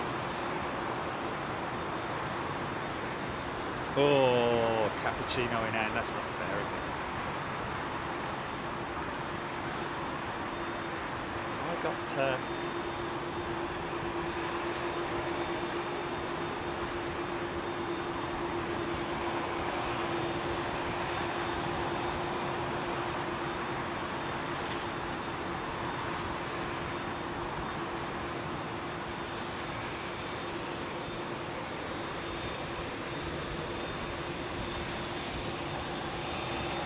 large and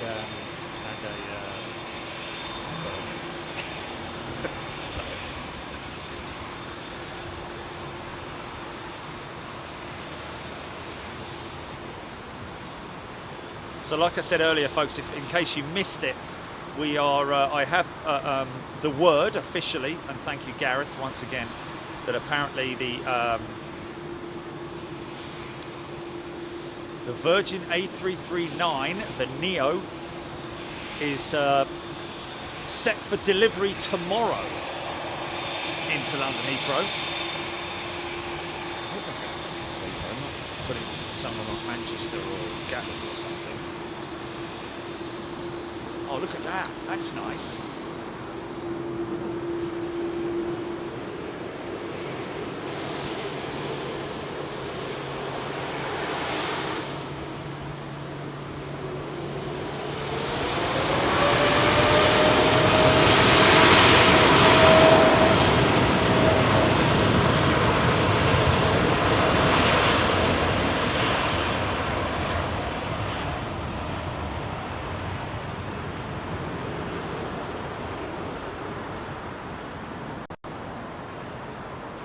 Big carbon wing on it.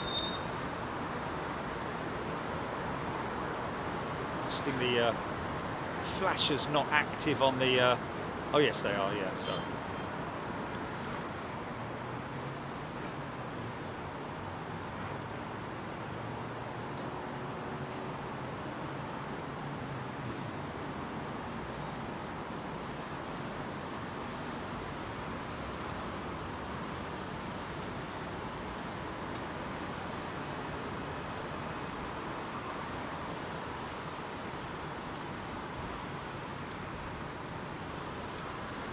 She'll make that left turn, Clyde. Oh, I'm a bit worried, Gilly. I'm a bit worried. Oh no, they are taxiing out this way. That wind has completely switched, mate. That is an easterly wind. That is an easterly wind. But they're still approaching.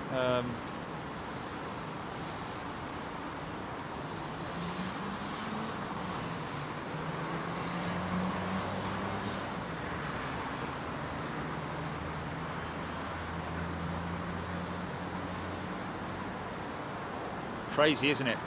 The different layers of air, the friction layers of airflow, the winds can be a different direction at whatever altitude you're at.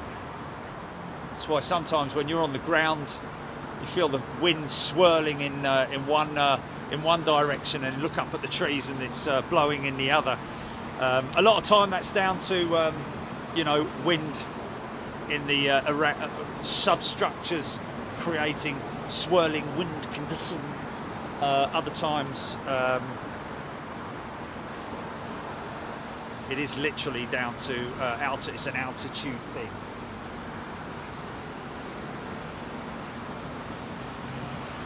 But from what I'm seeing right now, you see that sock.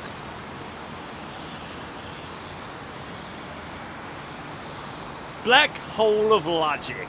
Good day to you.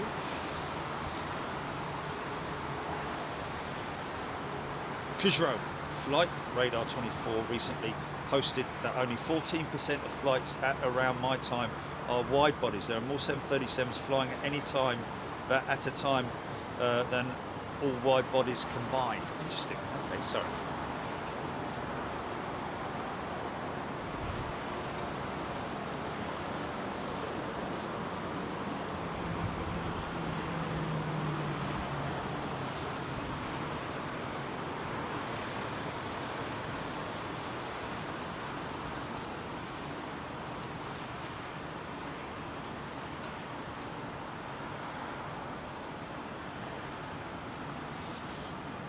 Yeah, whoever that was asking about the winglets on the wing tip, the raked wing tip on the 787 may have gotten confused with a 777, because a couple of the older 200 variants,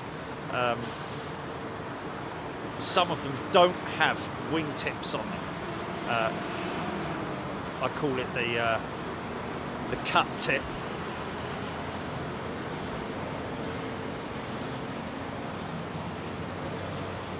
That'll only be on the 777-200s, but I would imagine that those American and United jets that went out recently would have probably been long-range variants, and therefore would have had the raked wingtip. I don't know though, maybe not. I might be completely wrong on that. Nigel Gale, METAR winds 170 at 8 knots. Right, well, 170.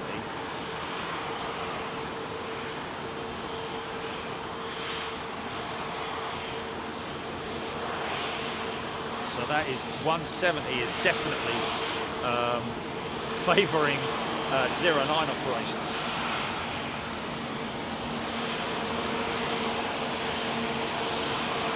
Only just, but definitely further towards gonna get a little bit of a tailwind,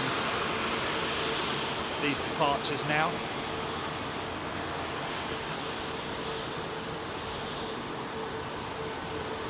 Paul Skilling, London City on easterlies already. There we go. How long ago did they switch, Paul?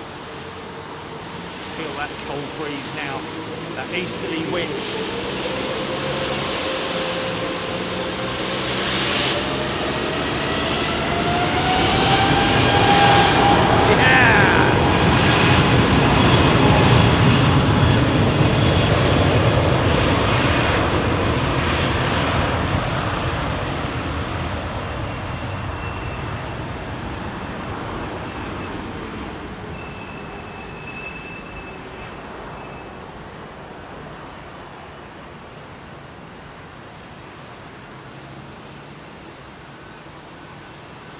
Wind's 170, I can definitely feel it behind me, GP, so it won't be long now. It's going to be...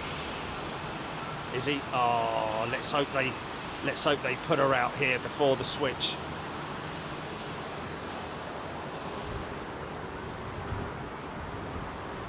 Yeah, someone's just given the wind direction. That was 170, and you can see, Jilly. Look at the windsock. Look, it's definitely.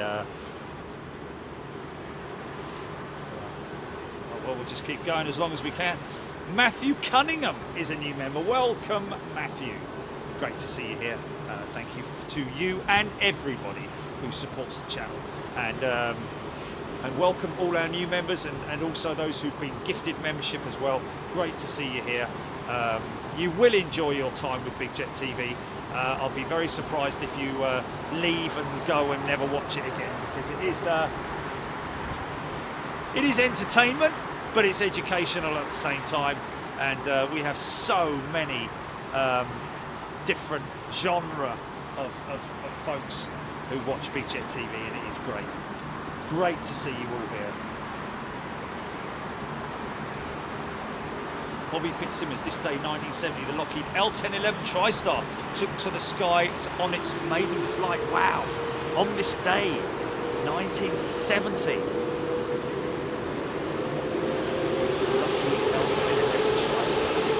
There's your raked wingtip, folks.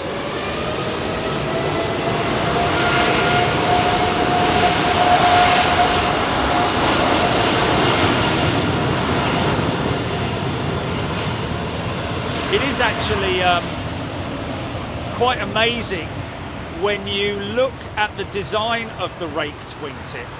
I've got a model of a Virgin Atlantic 747 die-cast model on one of my shelves, and when I put the light on and it casts a shadow down over the aircraft onto the wing, or onto the wall, the fence style winglet, in the shadow it looks like a raked wingtip. You had to be there, but trust me, it is the case. Wow. Yeah.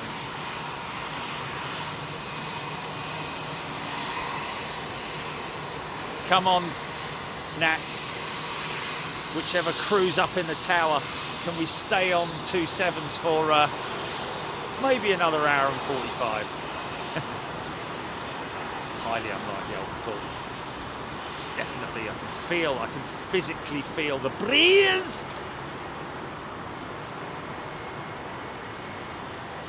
Debbie, so happy to be here. Well, we're so happy to have you here, Debbie. Great to see you here. Thank you very much indeed. Now you see these white front forward sections of those engines. They're called the engine, part of the engine cowl, but they are more in, I think the official term for that is the engine nacelle or nacelle. You see how big it is.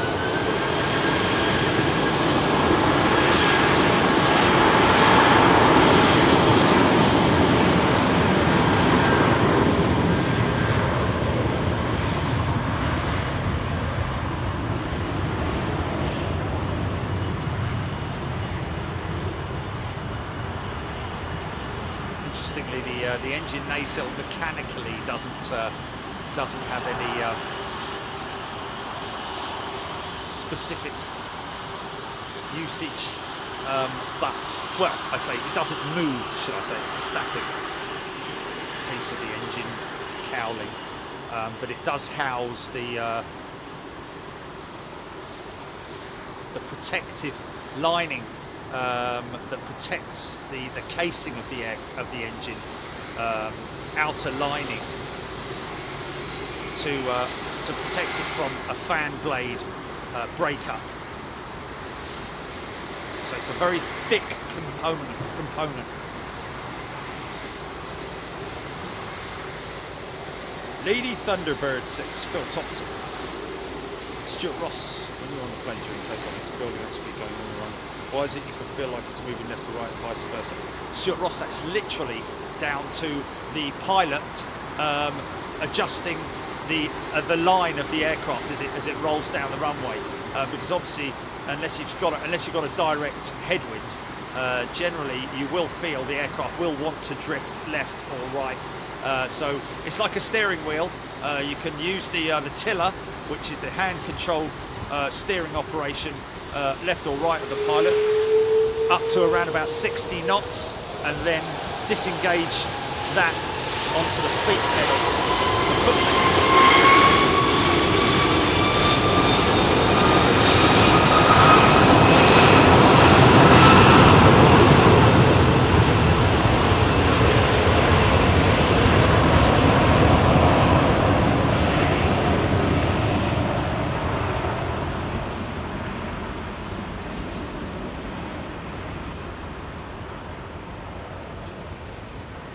So now this cloud base is quite low, I think.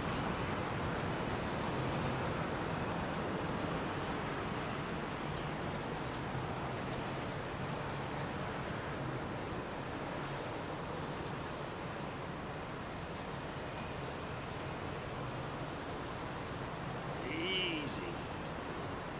Well, if we finish early, then we'll. The good thing is that we will obviously. Oh, look at him! Look. What's he got in his... He's got something.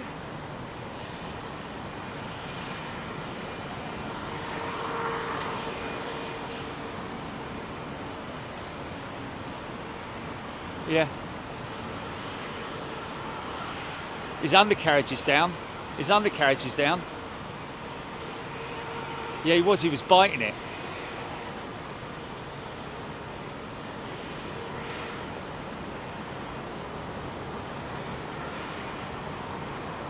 Skills, man.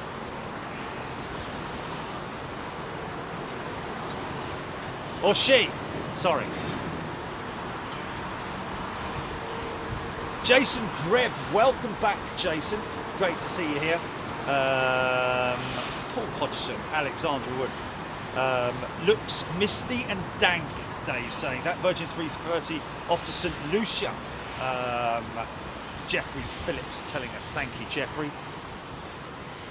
Still coming out this way, and look at this, Delta Airlines 767-400. Now this is the raked wingtip variant as well.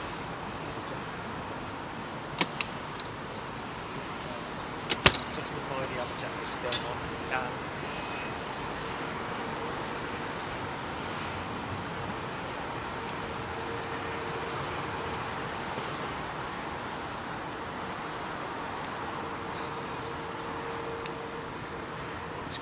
Oh, I say. Oh.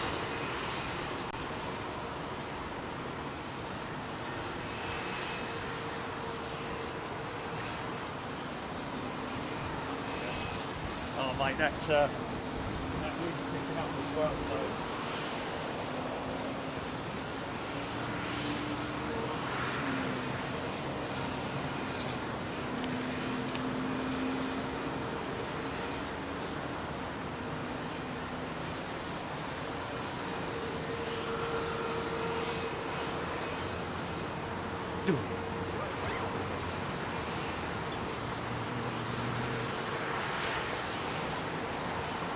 Chris Mosley, yes, I think it's unfortunately common knowledge about the B-17 and the Mustang, the P-51. A tragedy, a real tragedy, more so for those on board, of course. But of course the oh, it wasn't a P51, was it? It wasn't a P51. It was a oh. Okay. Bear with me, folks. 2 seconds.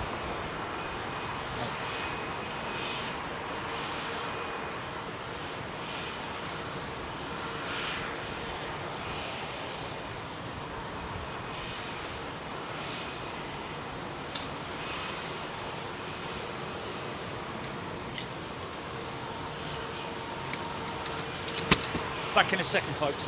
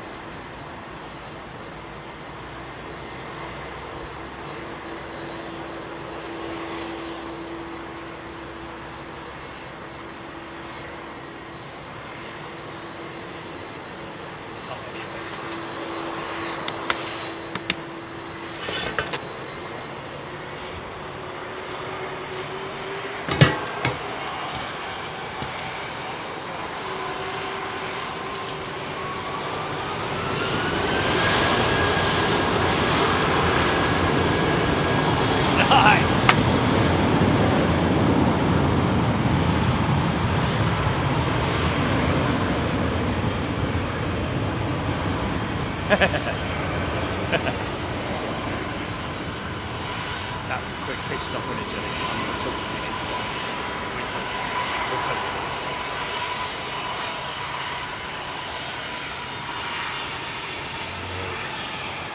Now this is an old school jet. predecessor to the 787, of course. Even though 767, then it was the 777, of course, the wider body variant.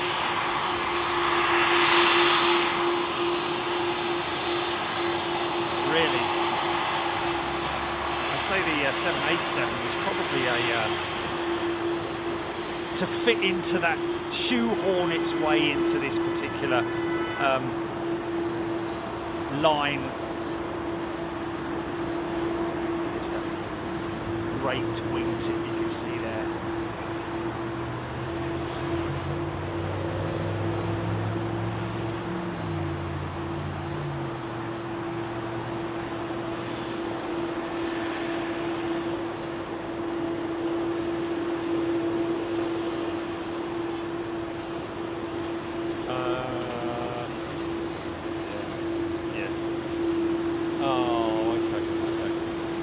Looks like this is the last departure out of 27 right, folks.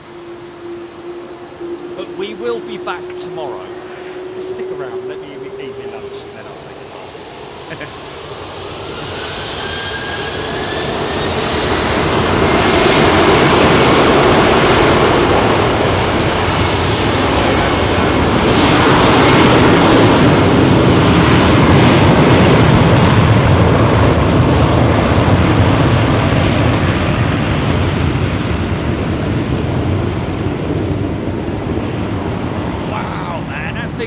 Like a F-15 for crying out loud.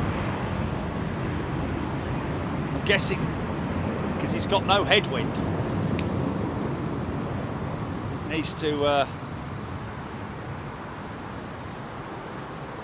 force it a little bit more. Look at that length of that runway. Look at that. All the runway. Flipping heck. Wow, man. That is very, very long. Longer than your average streamliner. That was insane. Climbing up through a tailwind. Wow.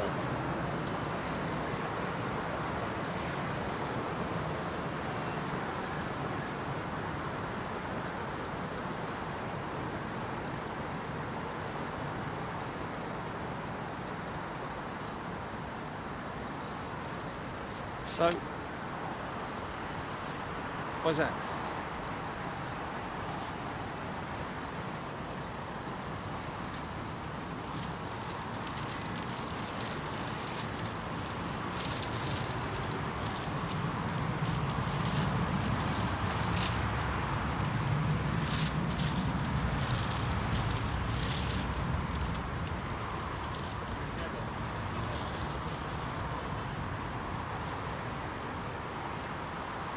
Wow.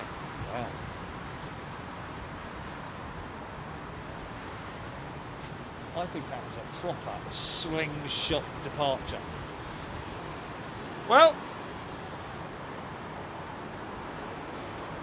hang around for a bit, I think, and we'll get a couple of departures going out of 09 right.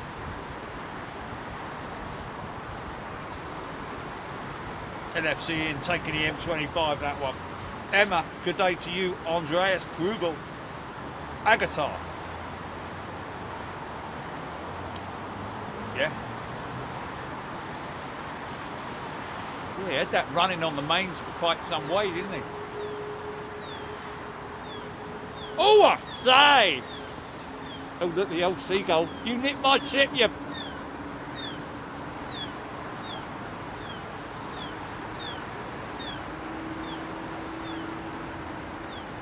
They're having babies.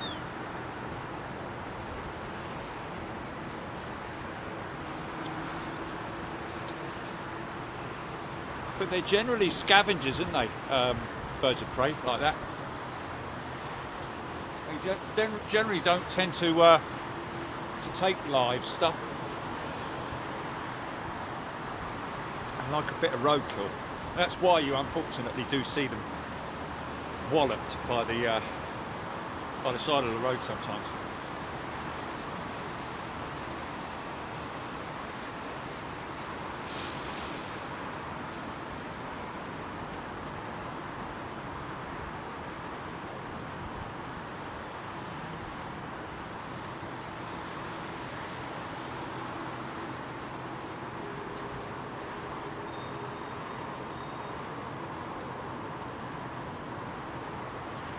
Eldon Murray just hit the like button, and he was number 787.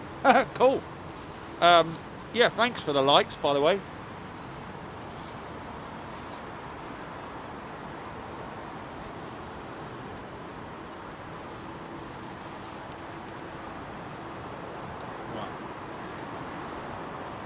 So if you're wondering what's going on, folks, because of the wind direction now being on an easterly, they are switching to easterly operations. So soon we will see aircraft approaching from our right on runway 09 right. In fact, you can see one a long way off there in the distance. Well, I didn't. Oh, there he is.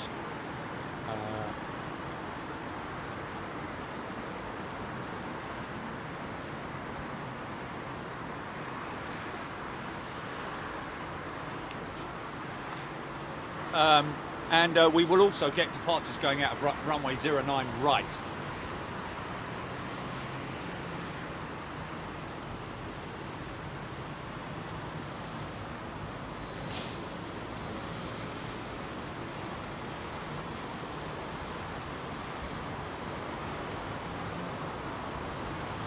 Scarborough Ducks.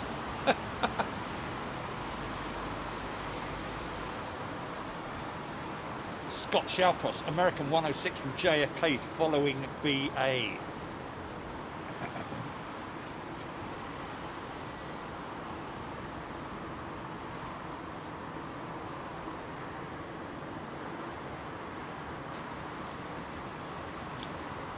Yeah, thanks for your likes, folks. Appreciate it. We won't beg you for your likes, Governor. We just appreciate your likes. Champagne Charlie is me name.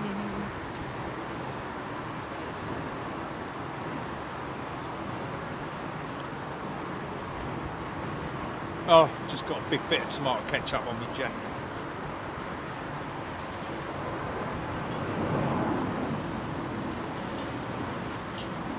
Bits and pieces. Yeah, it's more weather over there that we are in any way concerned with, because obviously the weather is I think it's still 170 degrees.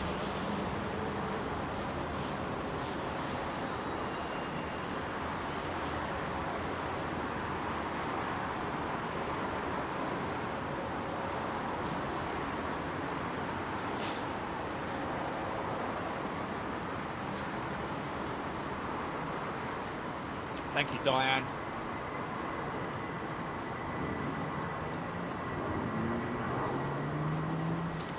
A little hole in the cloud there, look. A little hole there.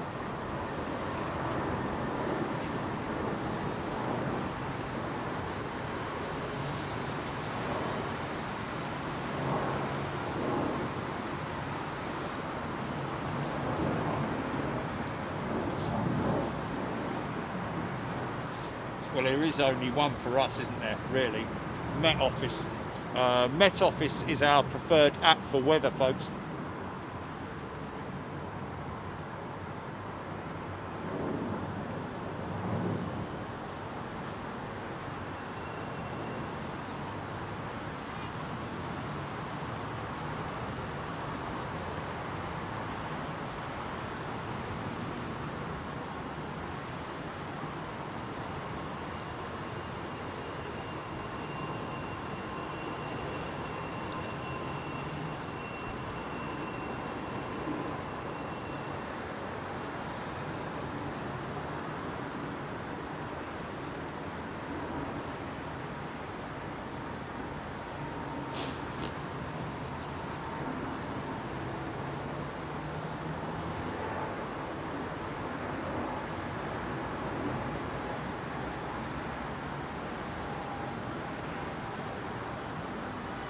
Yeah.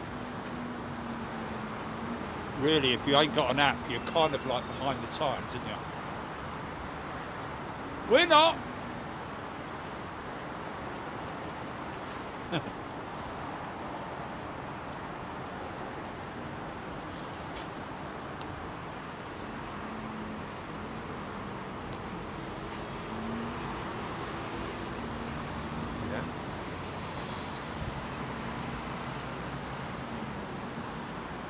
another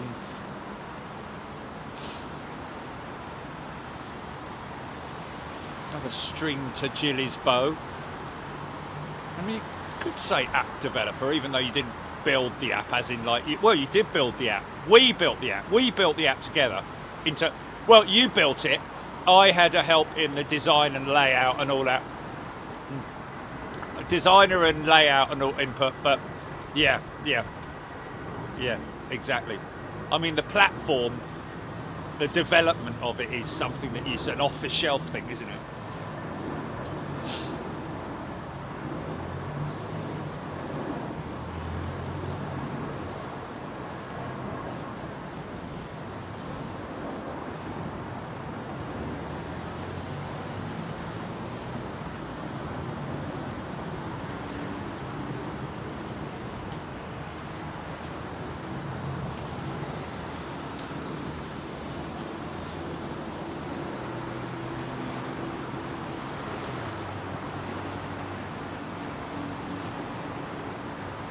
Rex Magnum.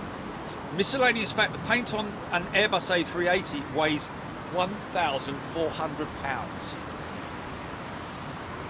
That's a great fact, Rex.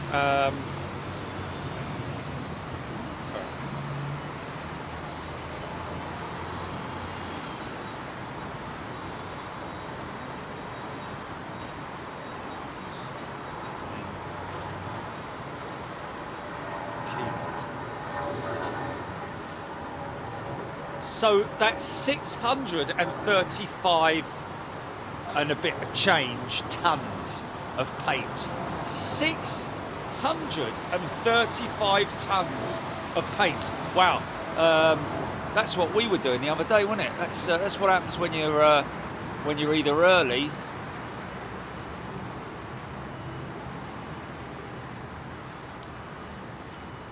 or were put into the hold during the switchover. That beautiful wing on that Dreamliner, man. I think that's Aero Mexico, isn't it, or is it Virgin? Let's see. Okay, there we go, pretty cool. So it's all turned quiet over here now, folks, obviously because operational change here at London Heathrow. 635 tons of paint on an A380, I must remember that. Ooh.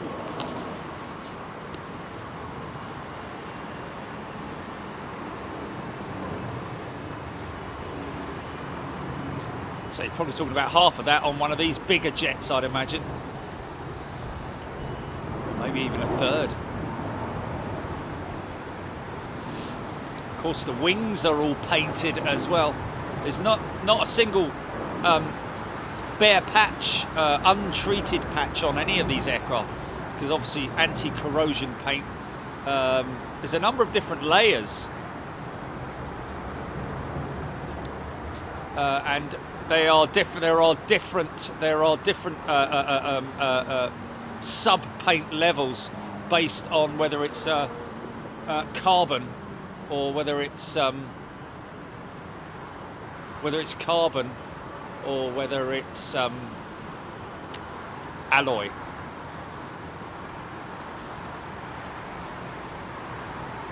Oh, is it not 635 tons?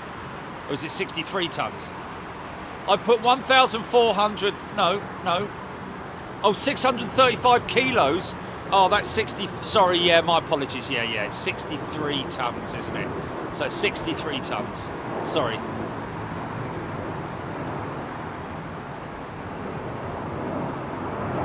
Yeah, no, sorry. That's one of my really dumb moments, isn't it?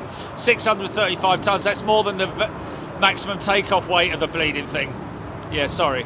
I wish I could delete segments of. I really do. Think about what you're saying, son. Sorry, 63 tons, 635 kilos is actually no. That's not even that, is it? 6.3 tons. 635 kilos is 6.3 tons.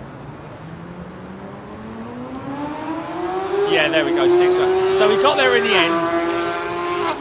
Jerry Dyer's School of Mathematics. Don't even bother going there, mate. Have I got anything climbing out? I wish I could rewind some things and just belt up. But anyway, there you go. Jeffrey Phillips, thank you. Andy Kitson, yeah, I'm sorry, folks. 635 kilos, yes, fast as fuck. Equaling 63 tons. 6.3 tons, for crying out loud. It's still a lot, isn't it? 635 tons. Oh, it's really, really, mate. The amount of paint on an A380. 635 tons. Oh my God.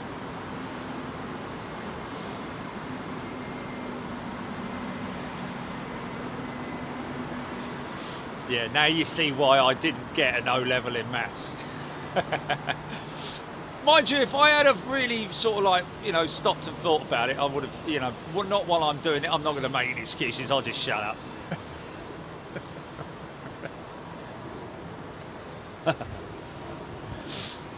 Ladies and gentlemen, really sorry, we're not going anywhere today because someone's just painted the aircraft. And it now weighs nigh on 1,000 tons with all the takeoff, with all the... Yeah, we haven't got any undercarriage left. All because it was painted by the Jerry Dyer paint shop.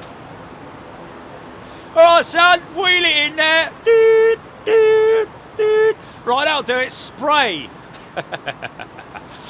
You bleeding idiot. You plonker.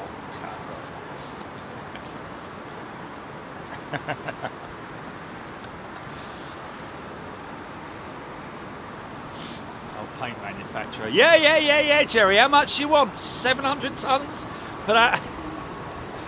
Yeah, just round it off, why don't you? Flipping heck. Very dense paint. Brian Dibben, believe it or not, has become a member, even though he realises that it's the worst mathematical equation ever in the history. Welcome, Brian. Good to see you. Linda. Yeah. Well, it's 1,000 kilos to a ton, isn't it? It's 1,000 kilos to a ton. I know that. That's why I was trying to do the whole pounds to kilo thing, and then it just all got out of hand, didn't it? I was focusing on something else, and I'll get me coat. So. Stupid. Right, this could be nice and loud. Oh, JR, it's 0.63 of a ton. It's not even 6.3 tons. It's 0.63 of a ton. Of course. Oh. No, I know. It's 0.63 of a ton. 6.3 ton. I mean, it just gets worse, doesn't it? 635 tons of paint. I even believed myself for a moment there. Before I realised how much of an idiot I am, but there you go. If you're designing a plane, just don't come to me. He's shut it down, his number one, look. Look at that thing. 48 tons of paint on it. 600 tons. The more I think about it, the more ridiculous it sounds. I mean, they only carry about 100 tons of bleeding fuel, for crying out loud.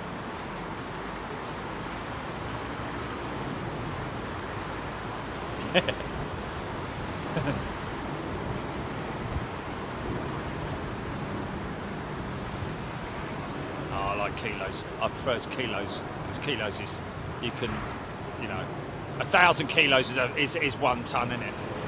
That's... Mind you, how the hell did I work that one out? But there you go. Pardon me. Oh, you see, that's where it gets confusing. Seeing off as 2.2 pounds to a kilo. Nah. I like... Oh.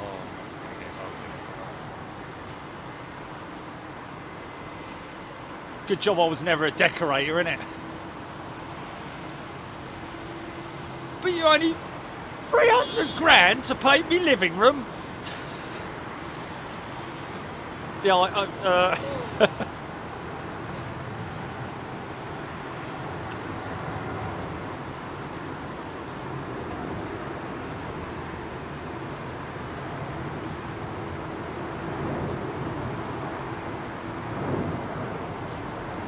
oh, there he is.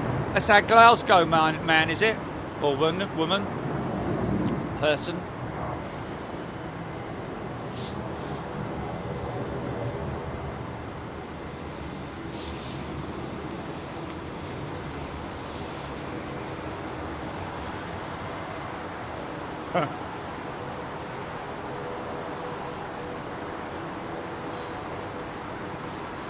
Good job I didn't get the contract to paint the Severn Bridge, innit?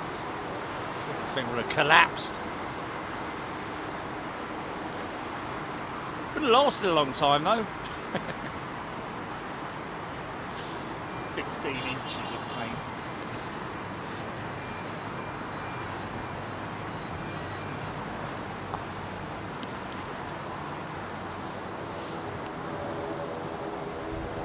Yeah. Yeah. The paint shop, yeah. Oh, here comes Jerry. Everybody keep quiet. Yes, Jerry, how can I help you? Oh, hello, mate. Oh, look, gear down. Hot brakes. Or, actually not hot brakes. More a case of a happens a lot on Dreamliners, I've got to say. Is he weaving to, looks very odd, doesn't it? Looks like a, that looks very weird.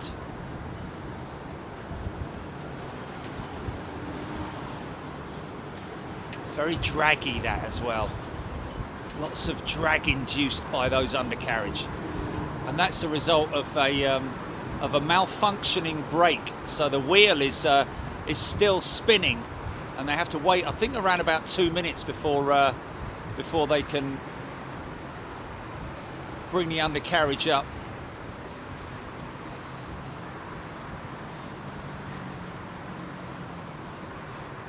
It's like throwing a parachute out the back of your car and driving along with it. Perhaps not as bad as that, but even so, it creates a lot of drag and a lot of de-efficiency. I would say de-efficiency is such a word, is it? Anyway.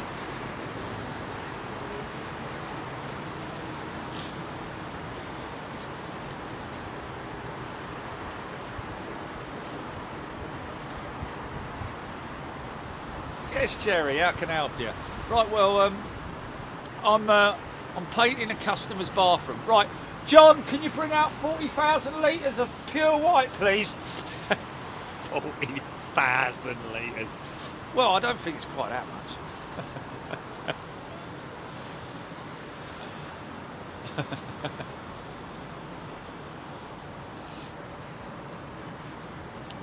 So any A380s that we have touching down on is that Aero Mexico jet, I think.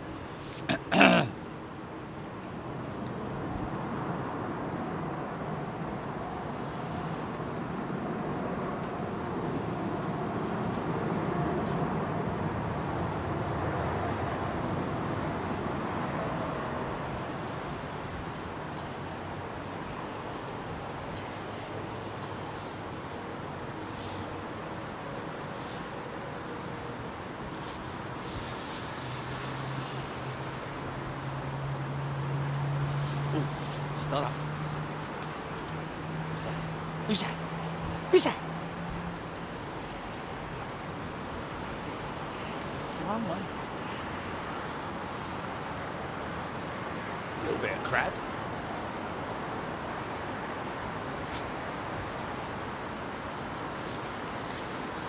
Say about that.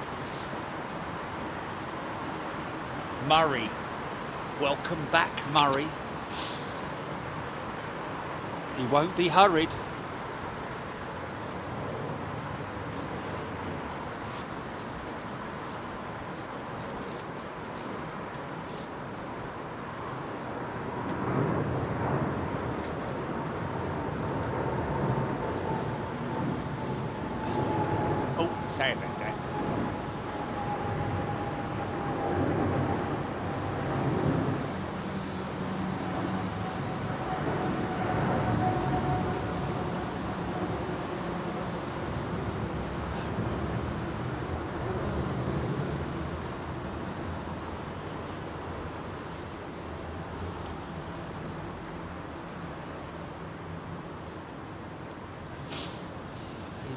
myself. LATAM 777.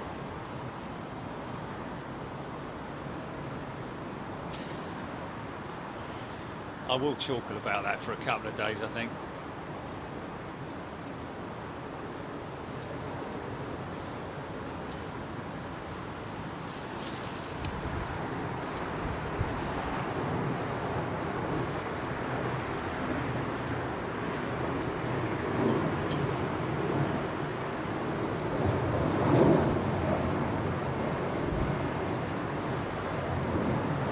Okay, Billie Holiday is on radar, folks.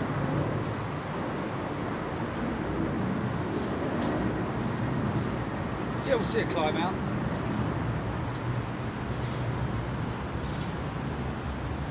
Welcome back, Murray.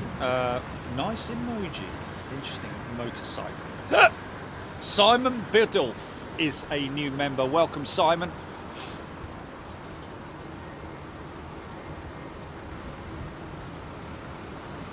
Jeffrey Phillips. We're back at London Heathrow tomorrow for the arrival of Virgin Atlantic's second A339 from Toulouse. Brand spanking new.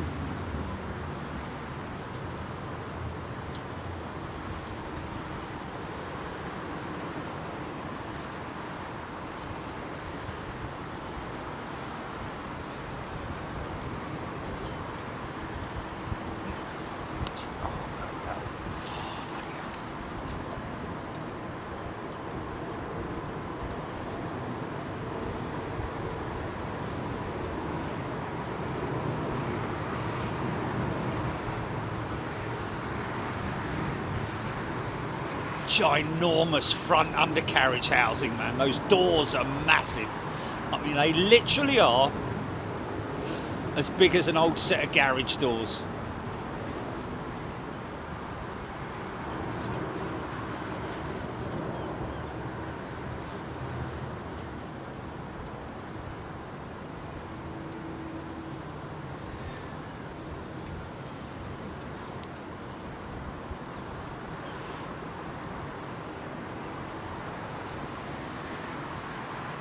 Wesley Cooper. Yeah, we don't have a time for tomorrow yet, folks. Still waiting on our mate from Virgin Atlantic to let us know.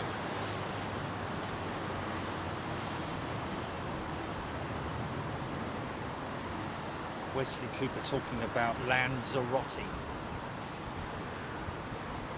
Yeah, it does have quite a unique approach pattern, doesn't it, Lanzarote?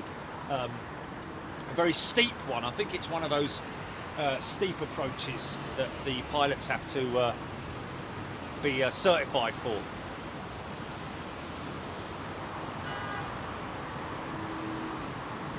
Scott Shalkos, watched the NASA feed of the Artemis launch, and the thrust developed by the rocket engines was mind-boggling. Yeah.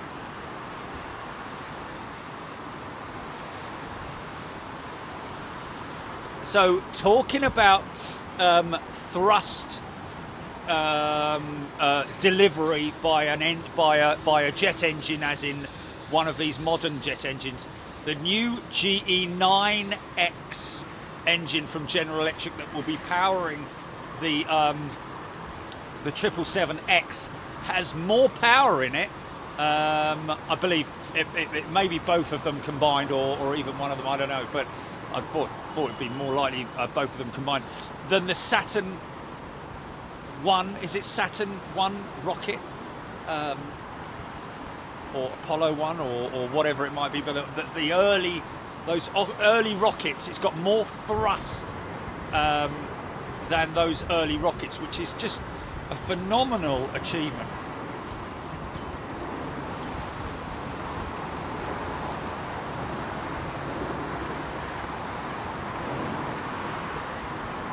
JR, she's going well considering her weight. Brilliant. I don't think I'm going to live that one down, am I, really? For quite some time. Doing any painting at home, Jerry? Yeah.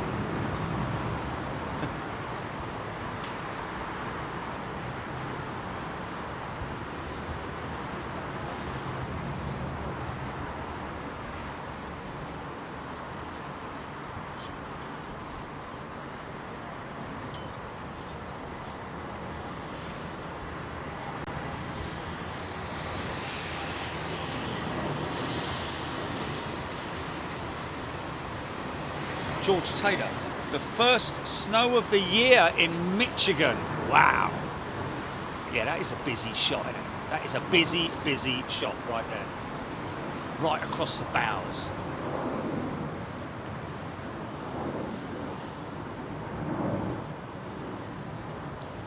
John Stoner, I was looking out my window and I saw a 777 British Airways going over towards Windsor. Yeah, that would have been when they were on 2-7 operations earlier on, John.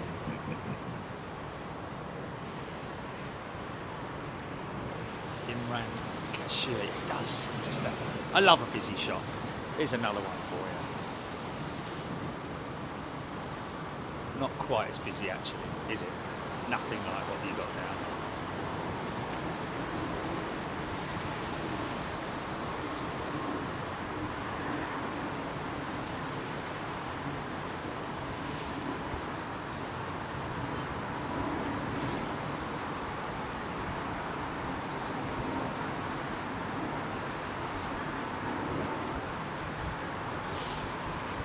No chance, mate. No. That's one place that protesters will not get onto. The reason why they do it on the motorways is because it's, well, hey, I say it's public land, but it's actually private property. The gantries are private property, and I believe that now they are trying to put it through government that it will be a jail. You're going to do jail time if you're caught obstructing the normal running of the country and people.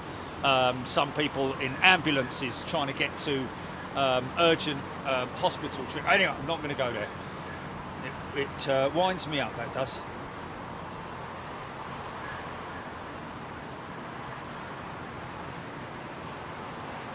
Stephen Roper, I heard Leeds Bradford Airport has a steeper than normal glide path. Okay. Interesting. Interesting.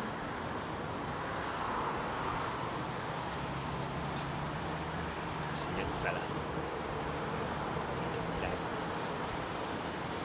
So that aircraft no longer in production, the A318 with Airbus.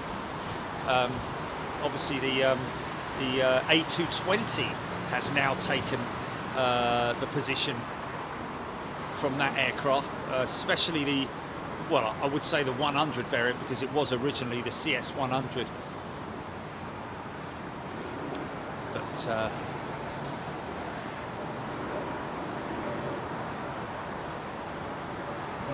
not really, you know, in terms of, I think the CS100 has a higher capacity, passenger capacity as well. Okay, so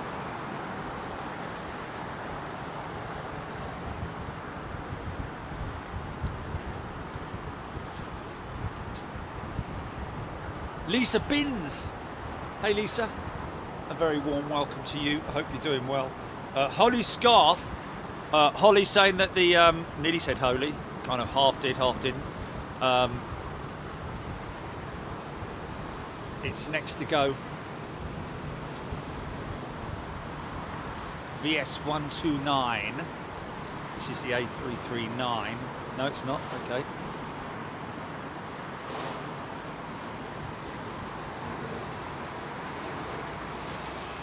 Perhaps it's next. This was probably an intersecting departure, I'd imagine.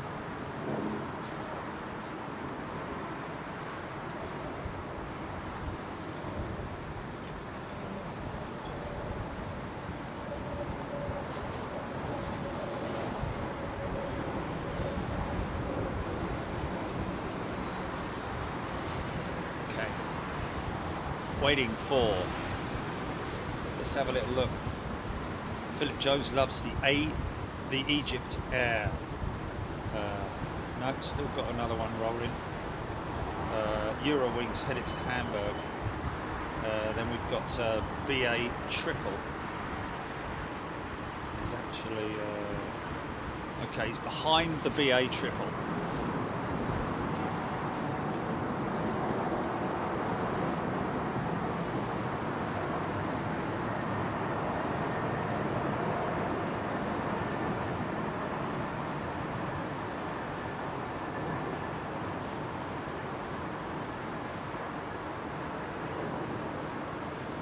Way!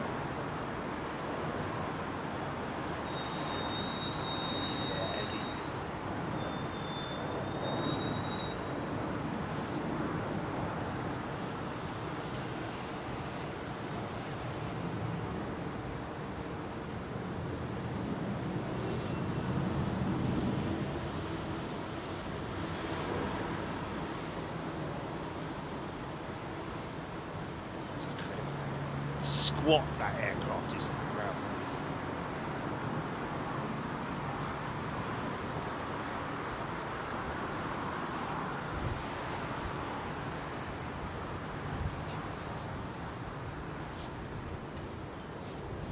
See if we've got an update. Stand by. Mike James, GV Jazz, number 3 on 9 right. Thank you.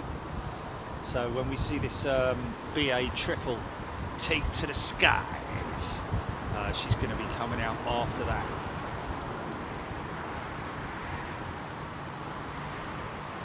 Rolling now.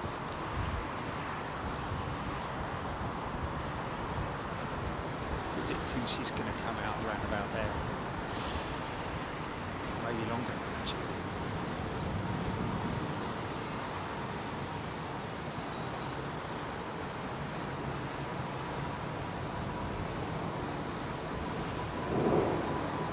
Does that go around? Oh no.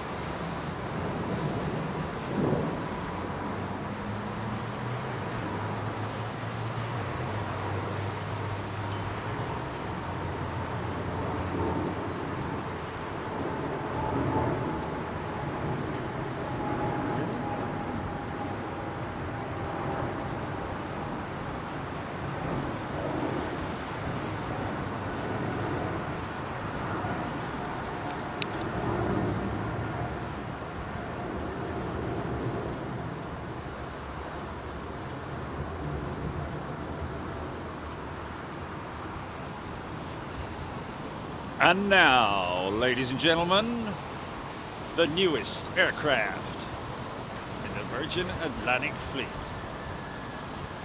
Introducing VS-129 to Tampa, Florida.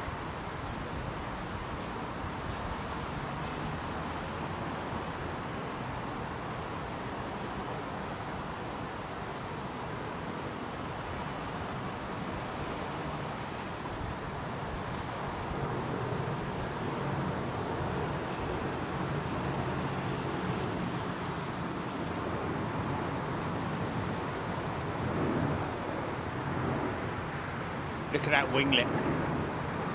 Isn't it beautiful, man? That thing of beauty.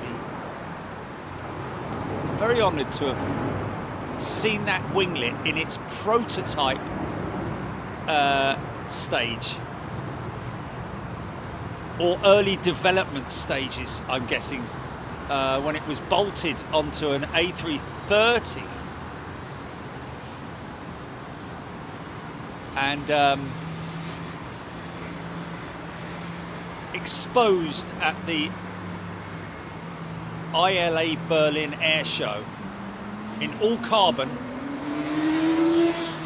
I remember them saying it's so delicate we can't even afford to, allow it to get any dust on it or any debris or anything like that. Flown on that, haven't we, GP?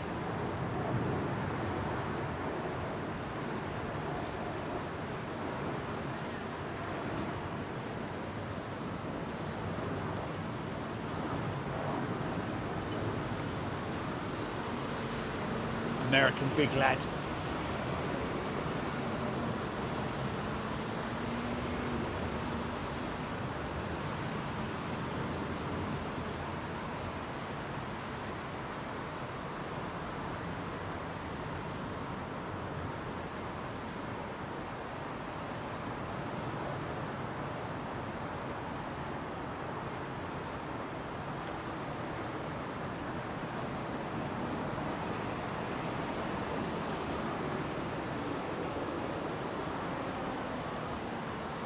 Got any A380s inbound? Not BA, but either Qatar or Emirates, because they'll roll.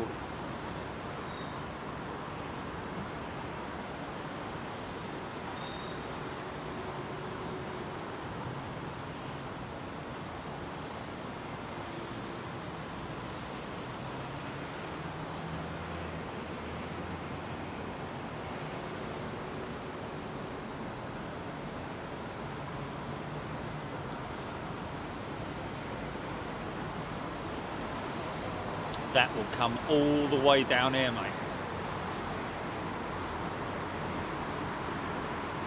The future.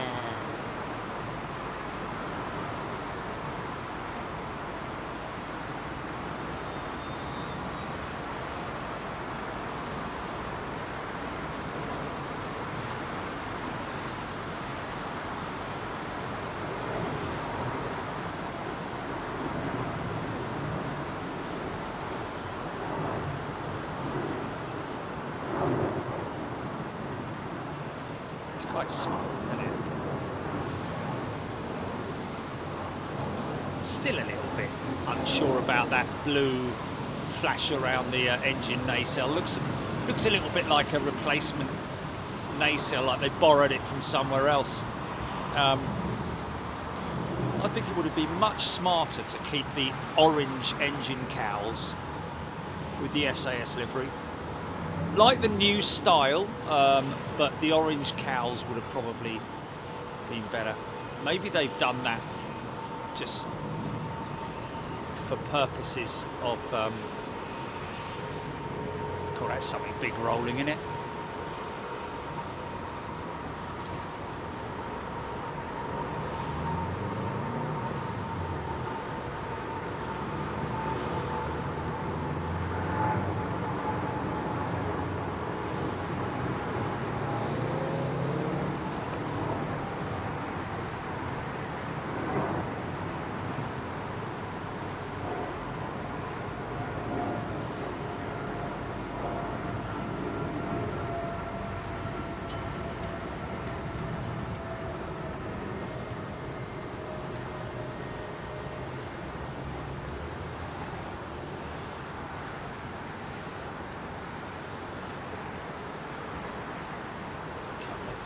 A380s over there in maintenance with British Airways.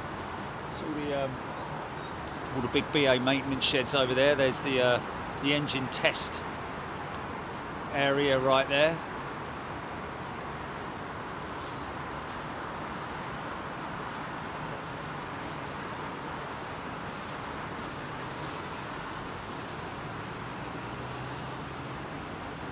So it could be a number of different reasons why those aircraft are over there. Just a technical issue that was maybe that came up under the on the panel, on the pilot's panel. Warning, warning. It's amazing when we landed the other day. It's you can hear it when they disconnect the autopilot, and I'm telling you, it was. I'll tell you where it was in relation to this approaching aircraft, where the BA pilots disconnected the autopilot. So at this point in time, still flying auto. Each pilot approaches differently, whichever way they prefer. But at this stage, the aircraft is still flying on autopilot, right down to the point of around about 200 feet, I think.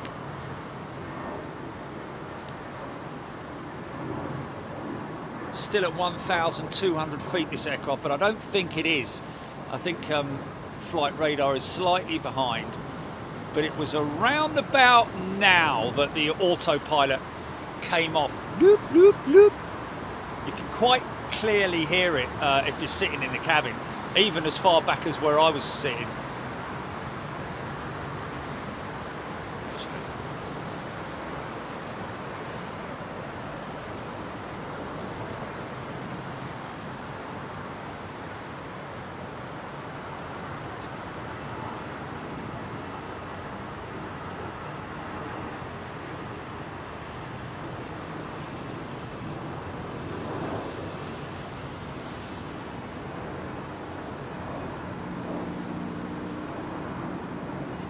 think they've just very cleverly kept that livery, but just taken the World Cup reference off of it, possibly.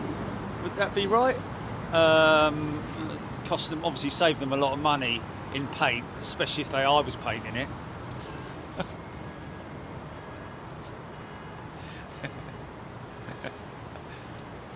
What you doing there? You've had the plane for 3 years. Digital David is back. Welcome back. Oh no, he's not. He's gifted a membership.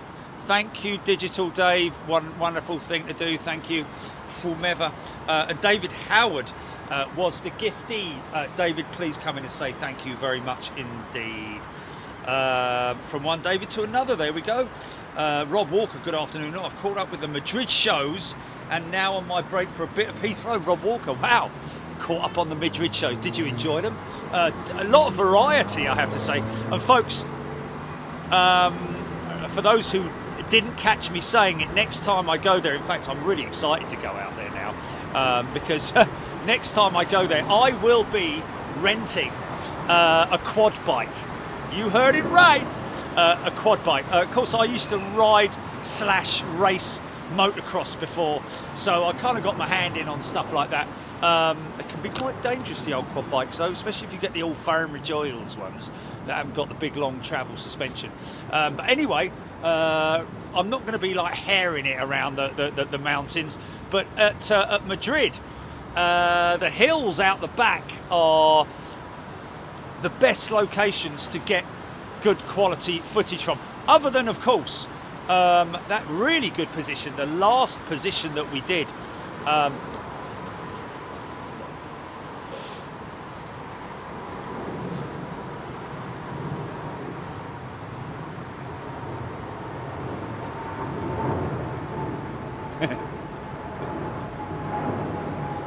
It's gonna go and go, that one, isn't it?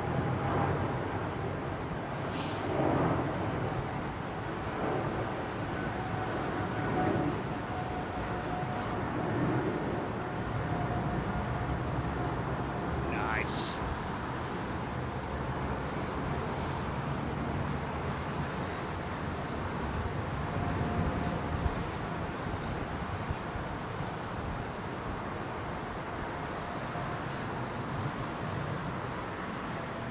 So obviously, you know, they use quad bikes in a lot of sporting events for the camera, to move the cameramen or camera personnel and the production teams around the site. So I'm obviously very I've ridden quad bikes. It's got to be a roadworthy one, mate. It's got to be a roadworthy one.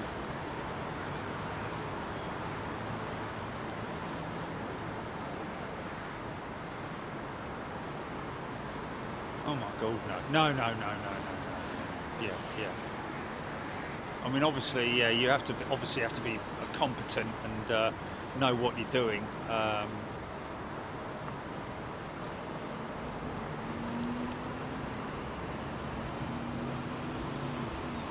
Okay, I gotcha. That's funny.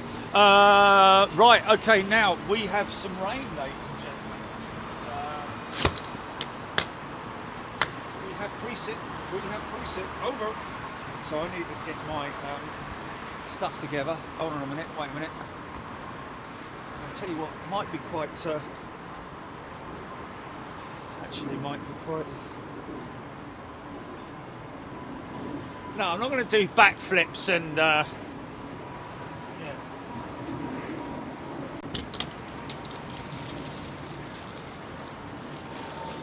It's not the bleeding X Games, for crying out loud. And now on Big Jet TV, Extreme Sports from Madrid.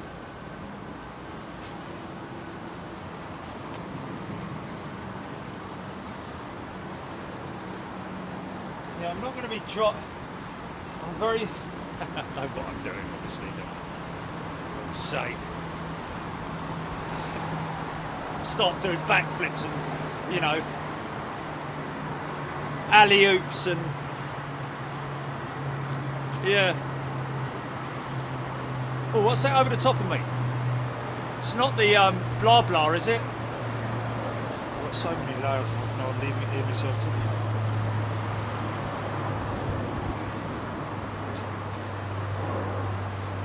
A400, right? Okay, there we go.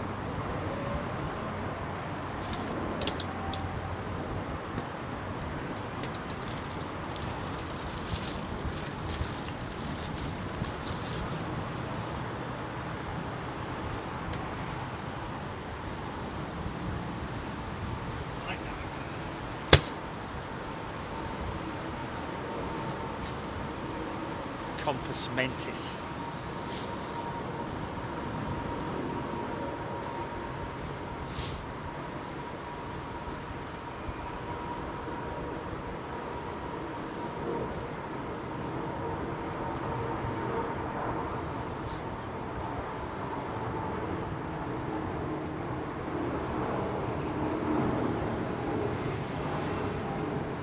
Nice.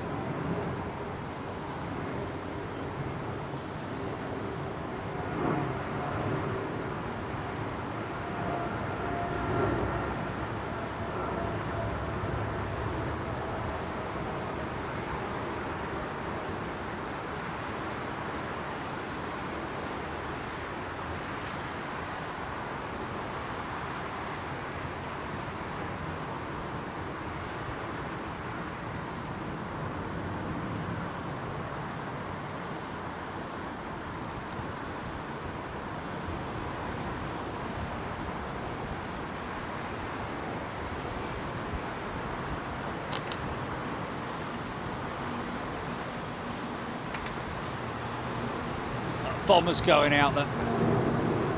Wow, listen to that. Growling. Could be a funky shot, could be a bit of a funky shot. Yeah! Yeah. Better than nothing.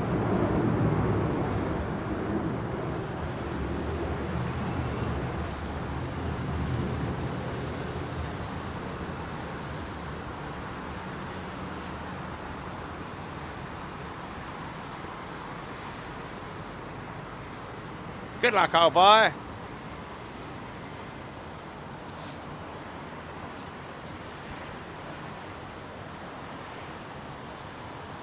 Marcus K, question for you, Jerry. What determines the routes for BA's 380s? Is it a number of passengers? As I've noticed recently, they don't stick to the same destinations. Well, they kind of do, but dependent upon seasonal capacity, really, is what we're talking about. They may, for Washington, for example, they may put it on during the summer and take it off during the winter. And it really does depend on capacity, demand, all that kind of thing. I think that's basically it, isn't it?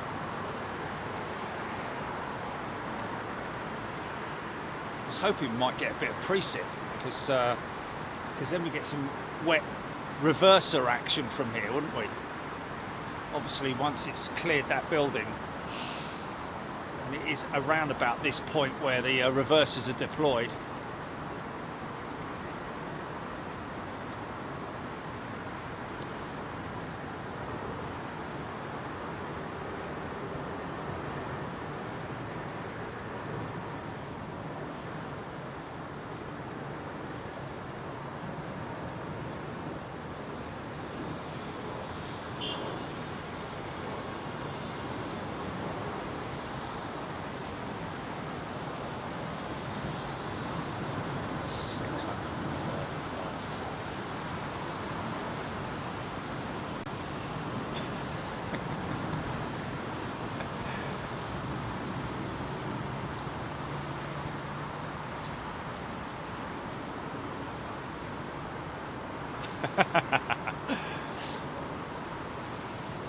Mastermind.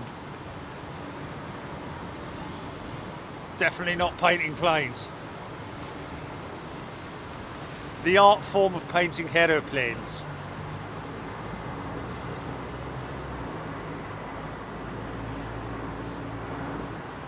big stuff lined up on 09 right?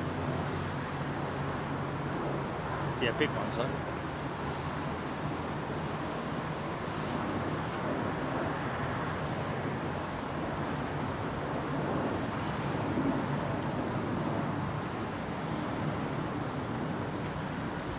Oh, Dreamliner 10, yeah? BA Dreamliner 10. Oh, Etihad Dreamliner 10 as well. Right, okay. Simon Hill. Sorry from Tokyo.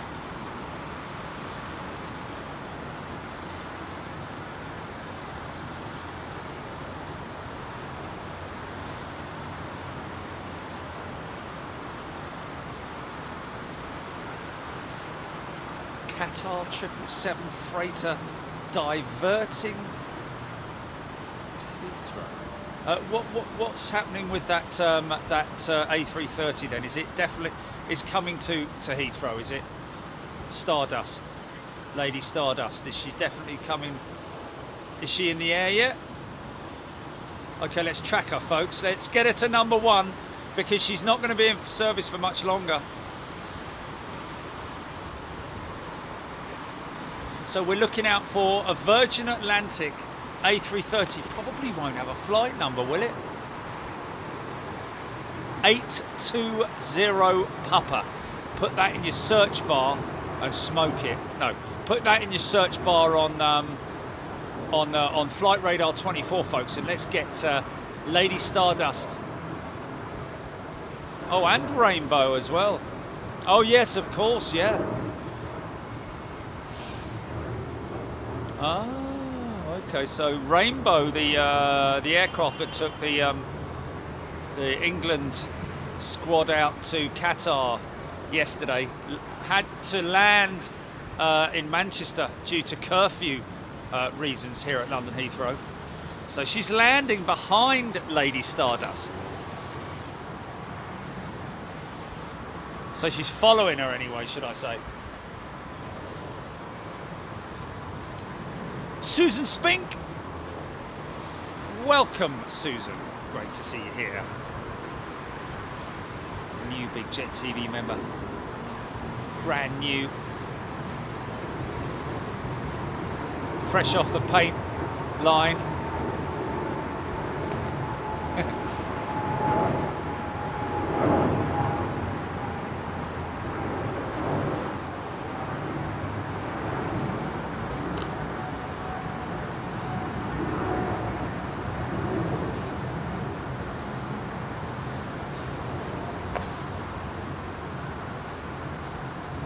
Okay, well, you know, it's just, yeah, I think we're not talking about special deliveries. I think we're talking about standard. Read all about it. Deliveries. Quite like. Yeah, Uzbekistan. Yeah, good call. Russ CT, thanks for the incomings. Andy P, Simon Hill, Rob Walker, Paul Skilling, Tony McCall.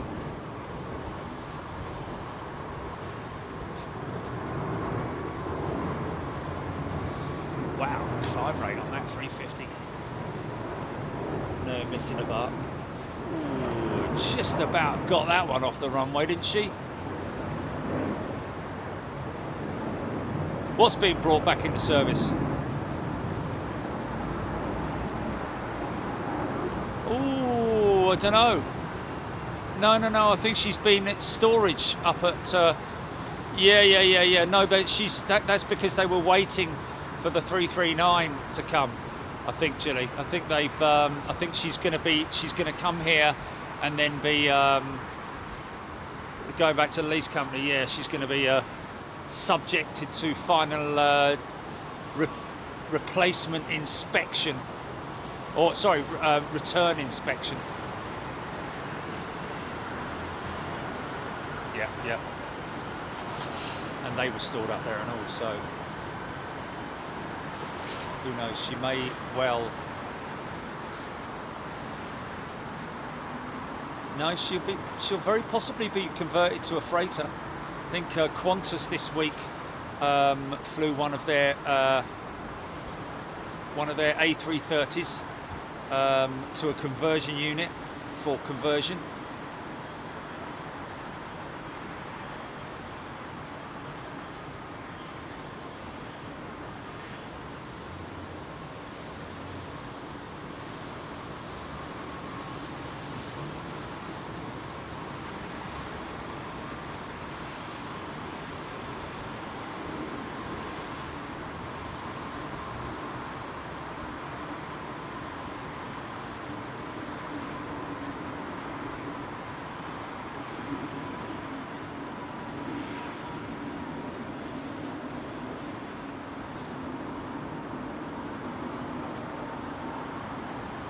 inspiration of Japan. He's happy, look. Smiley, happy. 777, look.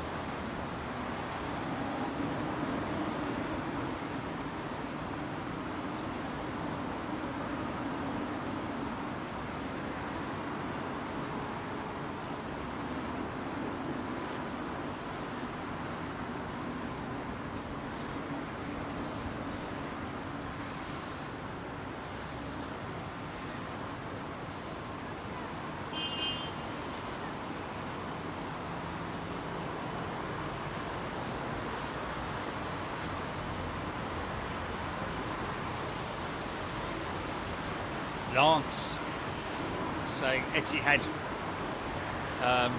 Dreamliner best livery out there. See why a lot of people like that Etihad livery. It's quite popular.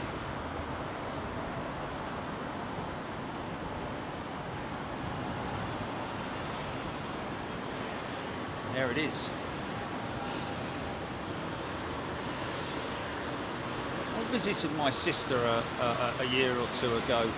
One of the neighbours had a doormat that was in the same design as the Etihad tail livery. Oh, really? No, it's not meant to be, but it's just a coincidence. I did.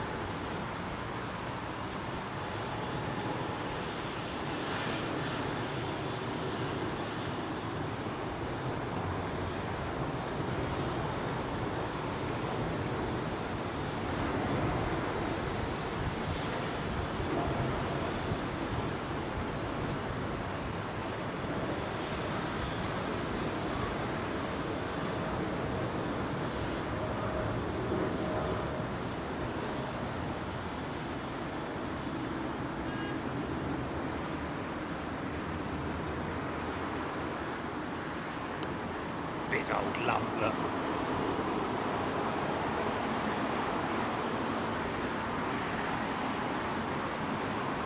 Rob Walker.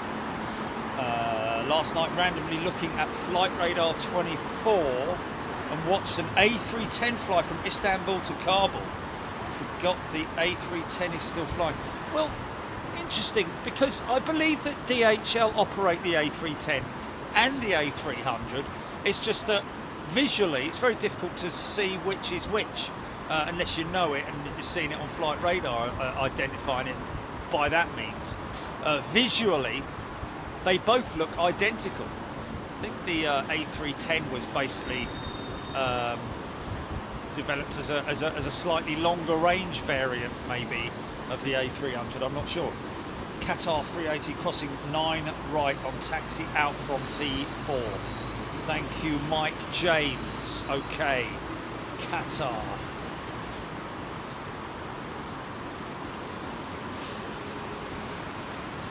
John Stone.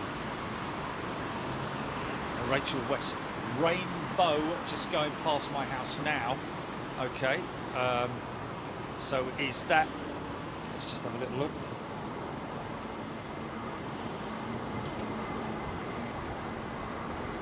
Japan Airlines is on approach. Ooh, he needs to get off the runway pretty sharpish, doesn't he? He needs to get off the runway pretty sharpish.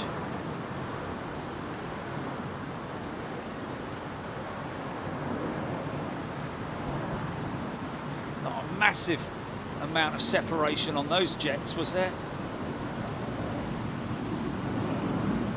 This is an old school livery.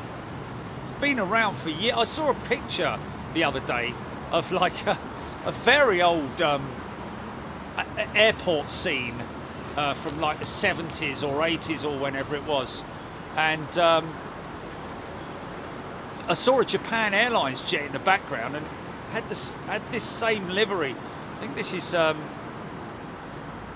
of the longest lasting liveries, along with perhaps Singapore Airlines. Obviously have had some modifications to it, I'd imagine.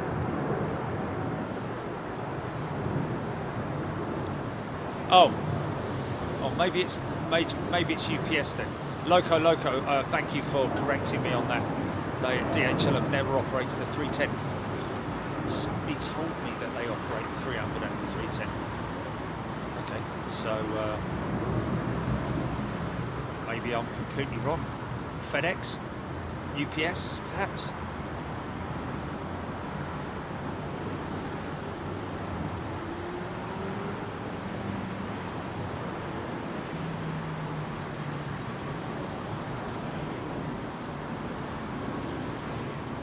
So, okay.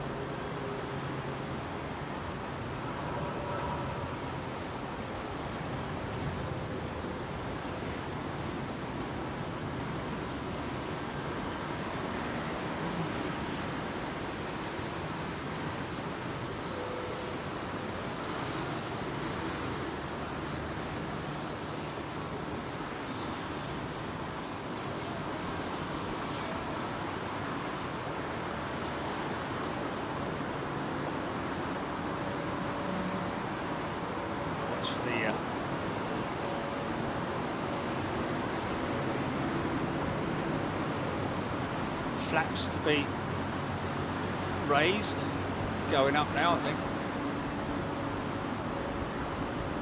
Leading edge slats. Should start to see them. Probably maybe just getting his taxiway instructions, which is why he's waiting to reconfigure the aircraft. Slats going up now, I think. No, still not. Ground spoilers still deployed. So you're starting to see those flaps. That's the ground spoilers. Now the flaps are going up.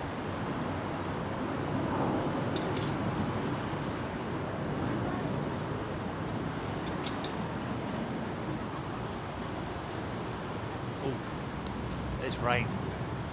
See the rain over the other side of the runway there. Hopefully, sort of cut into the. Oh, ironically enough, I think this is DHL on approach now, isn't it? Haha. A300, of course. B4-622F for freighter.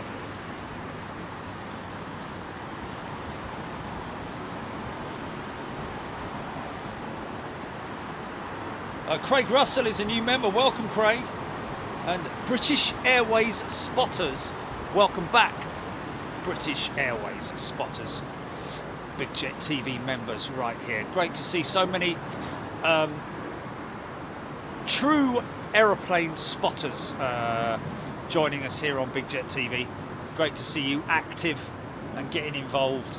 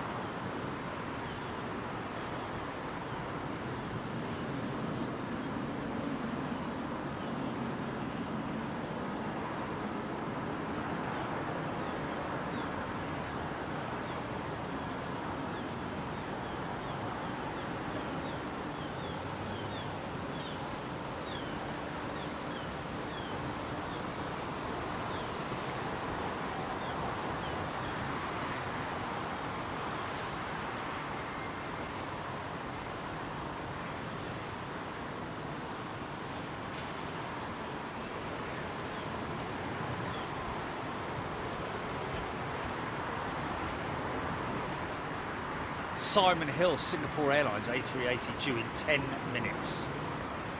Took it. She'll roll all the way down here. Well, should go off this exit. Late 220 climbing out there.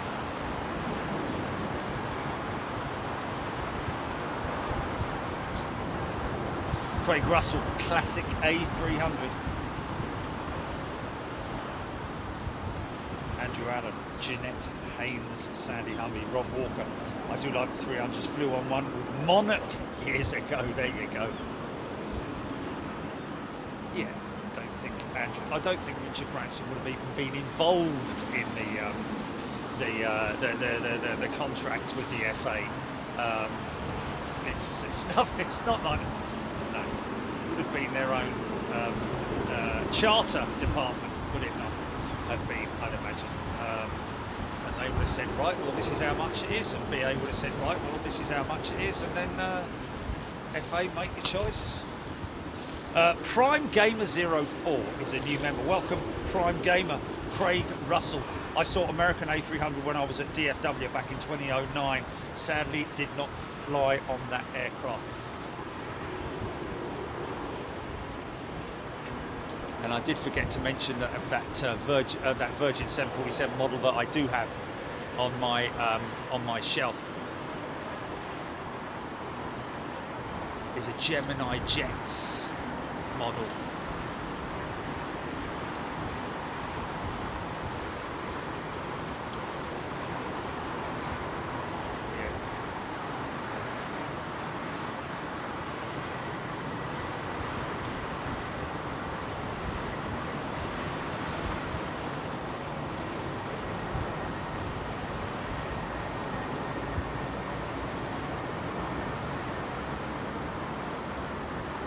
Sandy Humby, first ever A300 she saw Air France at Lyon Satolas Airport, as it was called then, Lyon.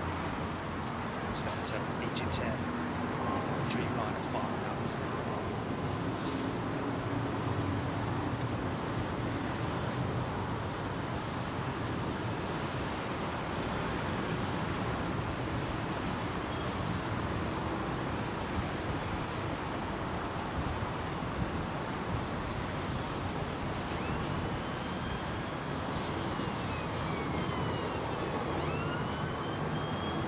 Jez White, A380 from LAX due in 16 minutes. That's the one with Mike on it, GP.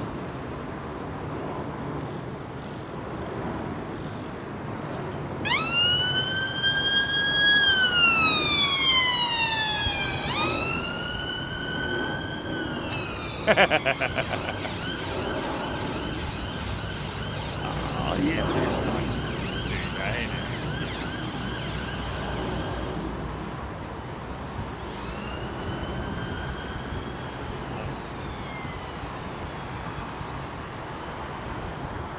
So this is BA 268 is the A380 that we are.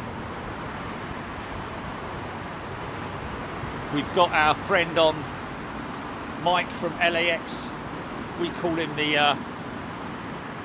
angel of LAX, having massively helped us out the first time we went there streaming.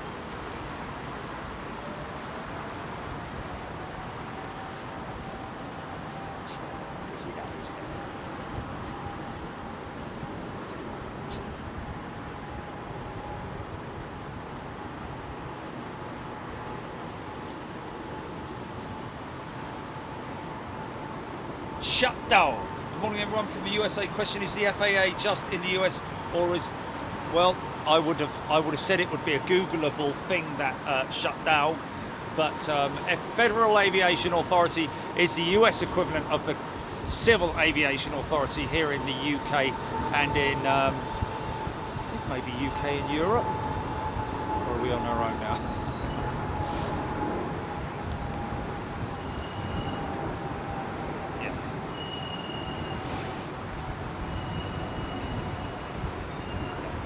FAA is the equivalent of our CAA, Civil Aviation Authority, and the Federal Aviation Authority.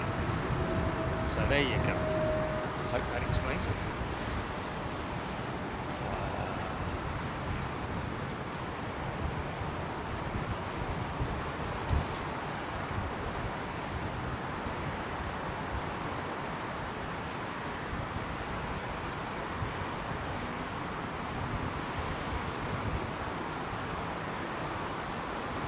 Martin Saxton answering shut down.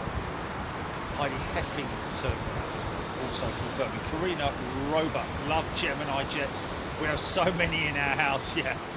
They're, yeah, the more you have, the more polishing you have to do. Not polishing, but dusting. And of course, because they are so detailed in terms of the masts, you know, the masts, you've got to be careful I generally tend to use a basting brush to de-dust my, or you can, if you've got a little handheld hoover, you can do it that way, but just be careful of the masts above and below, because they'll catch. Don't go trying to use a duster on them or anything like that, because you'd either break the mast off or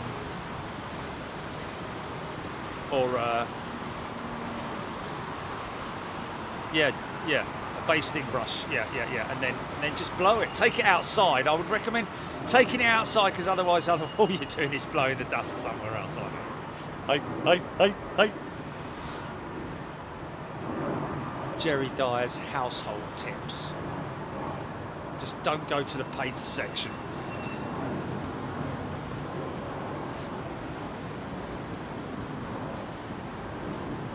Tony McCall, GVUFO is next in. Is this her here? So we believe, well, it's my theory anyway, that this aircraft will potentially or possibly, yeah, shaving brush is just as good, yes.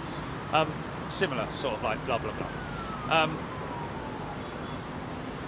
So this aircraft, I believe, is in the process of being retired. I may be wrong, but she's been stored up at Manchester for quite some time. Now she's returning to Heathrow. Retired from the Virgin Fleet, that is, yeah. Going back to the lease company, where she may be assigned to another airline, or perhaps as a cargo aircraft, because there's big demand for the A330 right now, albeit the 200 and not the 300. This is a 300. I'm guessing, is that right?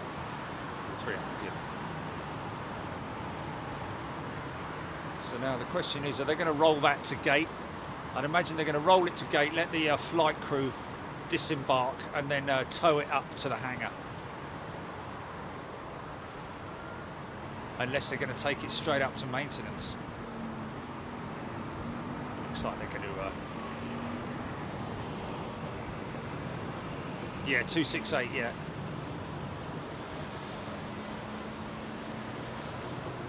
Okay, so that's the one we're waiting for, folks. We're gonna shut down after the Mike has arrived. He's on the right hand side, unfortunately. However, yeah, he's on the right hand side, so he's right up the front as well. He's in the posh seats, his old Mike.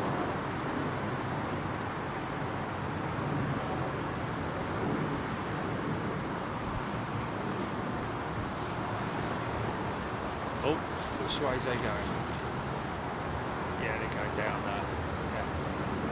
Take that down to one of the Virgin gates. Get the crew off.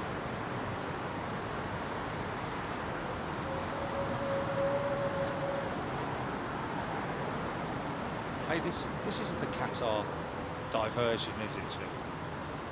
It is. Okay. A glitch, a radar glitch, yeah.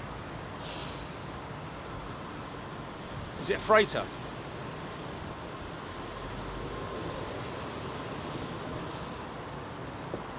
Right. Oh.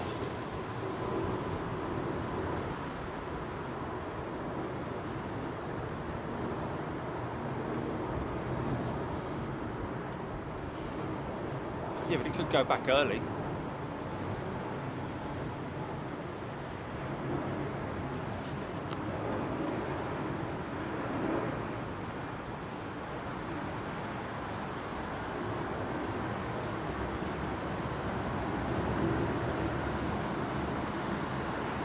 E175 and E195, I think that, yeah. The Embraer, the new Embraer, the E2 jet, yeah.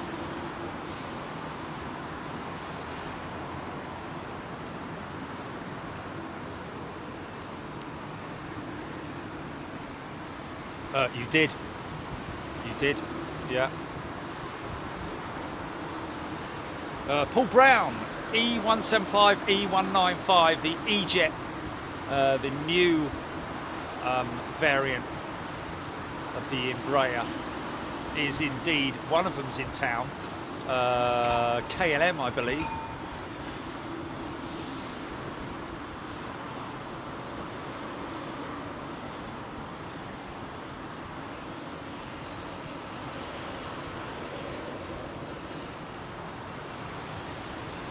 So I'm imagining this will be an empty aircraft, wouldn't it? Rainbow will be empty.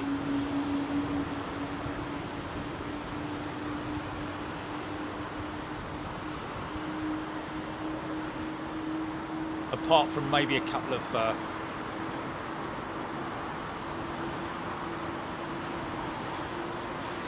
technical personnel or media people.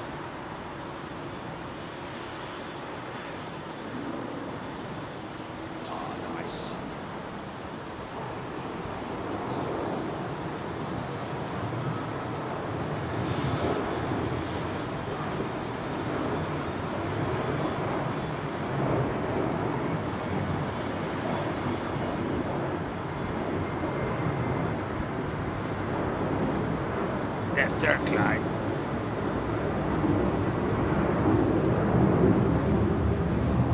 Nice.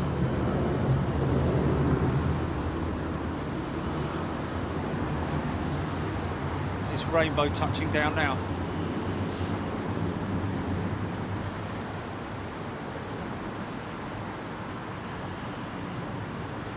Oh no, that's not. That's Malaysian.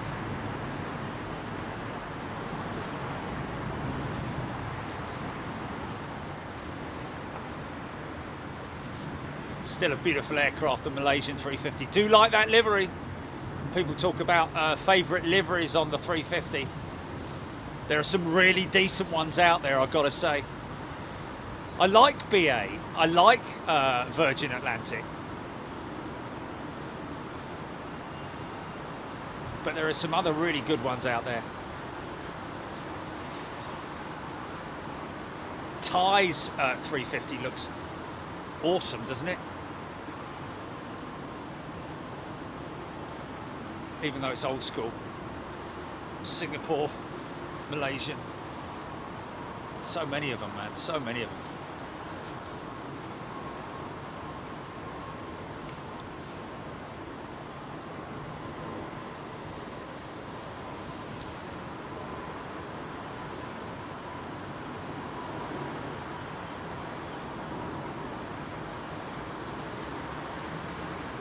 Always tell an older variant because of those nodes there.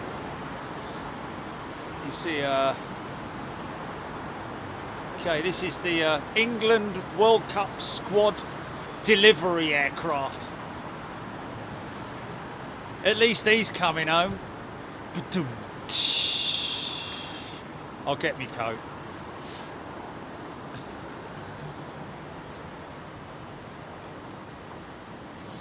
Yeah.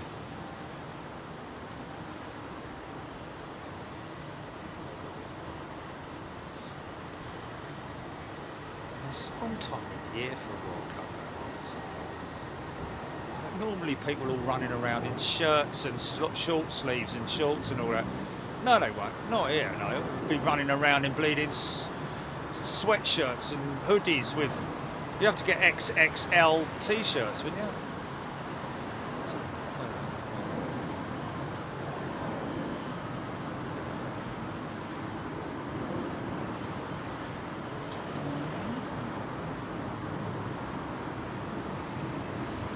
She is, folks.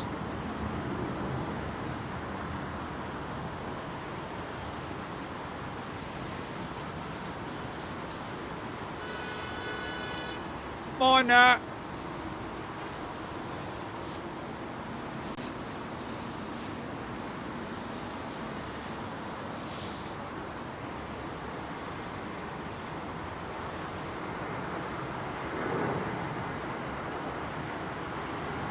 Is it Singapore first and then the BA jet? Okay.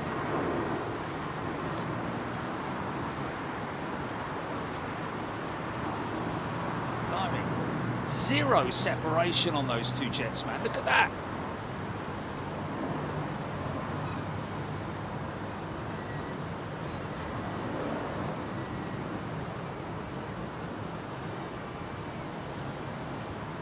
Still doing 130 odd knots.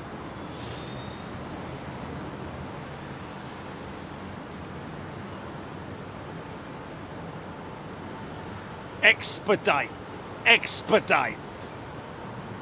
Oh, he's going to get off there. If he don't get off there, oh, he's going to have to come. Okay, he's going to get off there.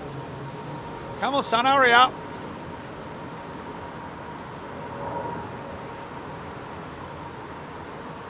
Yeah, he's off, he's off.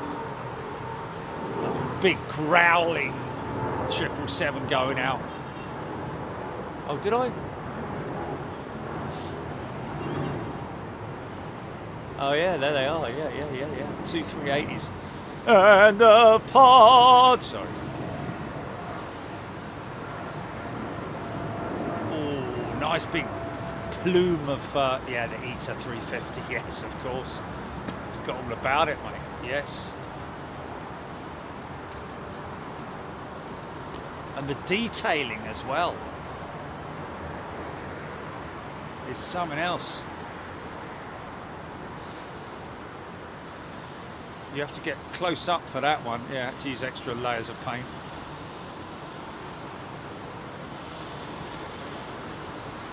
Not quite 635 tons though.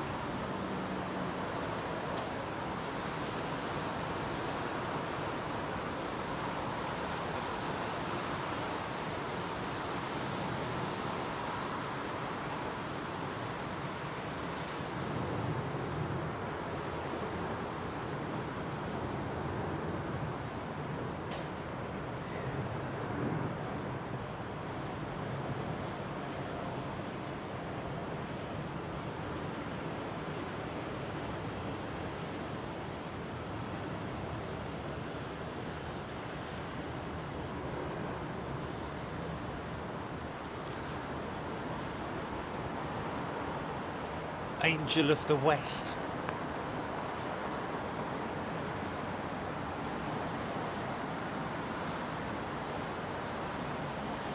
Mind you, it did make me laugh when he squashed that little tiny bar fly in his house and went and got a towel, kitchen towel, disposed of it in his bin, and then wiped the whole table down. Yeah, I know. No. Yeah. Thanks.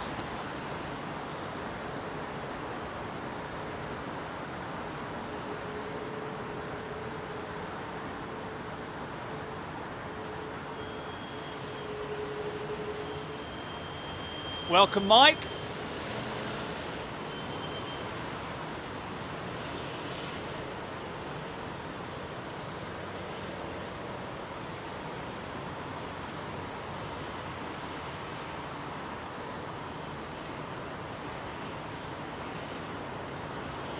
I thought you hit over 4K.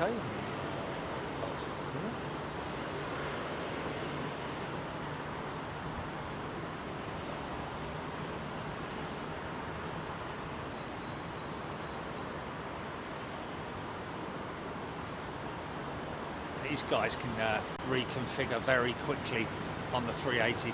This is the amazing thing. I think he's sitting like somewhere around about where the T is, something like that. These guys can get their flaps up real quick.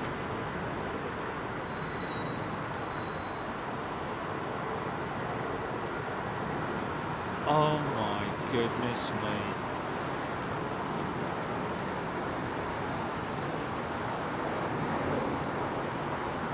Oh, hello. Oh no.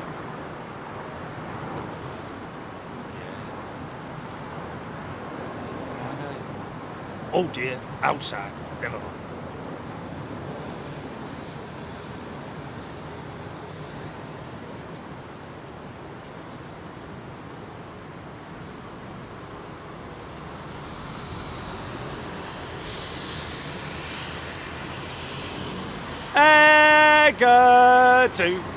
Do. Push back.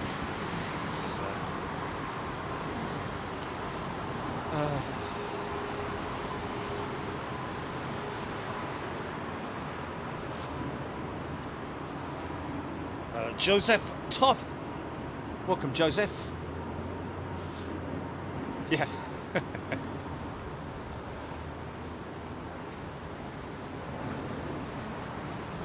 Oh, hold on a minute. I wonder if we won't, will we?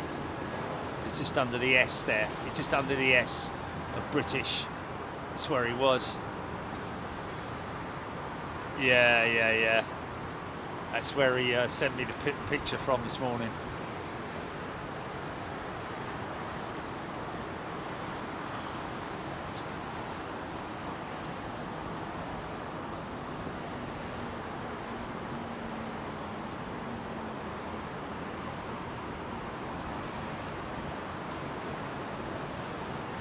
We might as well wait around for that one though, Jilly. Simon Hill, Emirates Journey to the Future livery.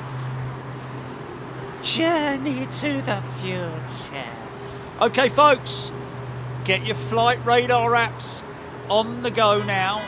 Fire them up, and let's track that Emirates 380. Simon Hill, thank you for bringing that. It was on our radar earlier on, but I think we will call that. Let's make that our last aircraft, and let's get it to number one.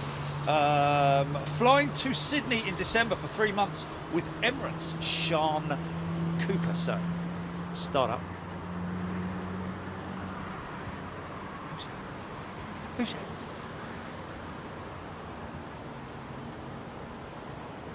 Canada 787 spotter loving the blue engine cowlings on the BA 380. Yeah, I tell you what, I was looking actually at Iberia's A350 the other day. It's more beneficial if you are an A350 operator to have coloured engine cowls, because they get quite sooty. The back section gets quite grubby quite quickly, because obviously it's the moving part of the engine cowl, the sliding door, which then, with all the hot air that's blasting out from the side of it, exhaust gases. Well, not so much exhaust gases. Well, I guess there's a certain element of exhaust gases, but the air that it's pumping out and pushing forward is obviously coming back. Part of it is coming back onto the engine cowl surface itself, and therefore making it quite grubby. I think those operators, like Virgin Atlantic, British Airways, etc., Cathay Pacific 350. See, now this is a classic livery as well. Gone through a couple of, well, at least one change in the last. Is this an old livery though?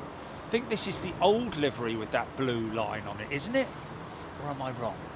I thought they were all white now. Or am I wrong?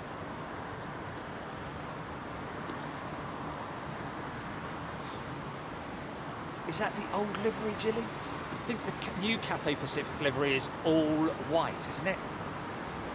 But it's got a newer livery tail on it. Yeah, it is a bit confusing. Is it just me, or maybe there's some spare paint left over?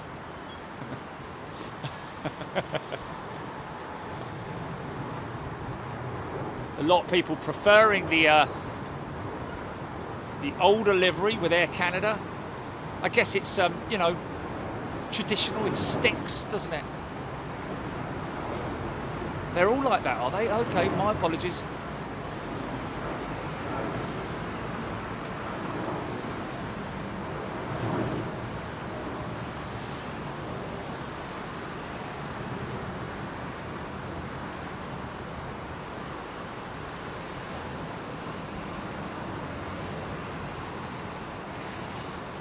Okay. Yeah, because the older livery had the... Oh, hello. Nino. Oh, we got double. Something's going on, mate. Something's going on. We've got 3 units coming out. Look. Always happens on Big Jet TV, doesn't it? Anything squawking? He's going all the way over there. What's he doing going all the way over there? Hold on a minute. There's... Oh, I wonder if something's just happened and they have reported, one of the ground crews have reported a fuel leak or something. Yeah, because maybe something related to the Singapore 380. I don't know. Let's just see which way this fella goes. If he turns right, then I think it's, yeah, here we go. Look, I think it might be something to do with that 380 because he's the most recent one. Yeah, it's a darker green. Yeah. Okay, so these two guys also pulling in down to, I think it is possibly the 380.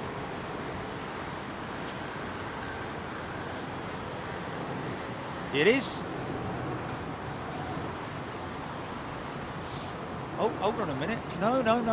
They're the side of the Air Canada jet, aren't they? Yeah. Oh, that 76 is in the way, isn't it?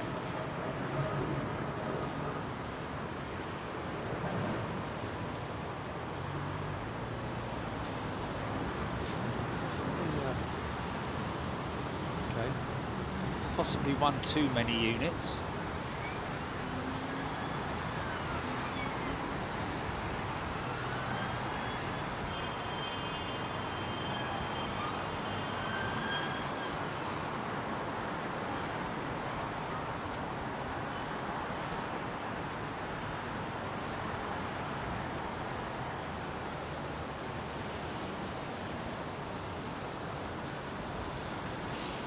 Yeah.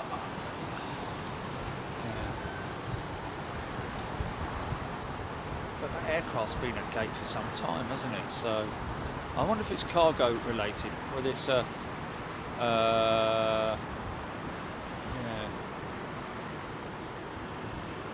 Well, yeah, I think that's crisis averted. All vehicles. Attention all cars, you may now return to base. Roger that. Have a cup of tea.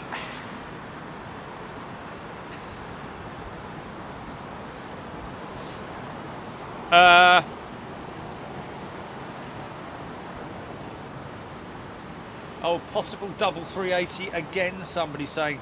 Stephen Billings, possible double 380 again. There's okay, I'm going to look out for this 380, the Emirates 380. Is that it there?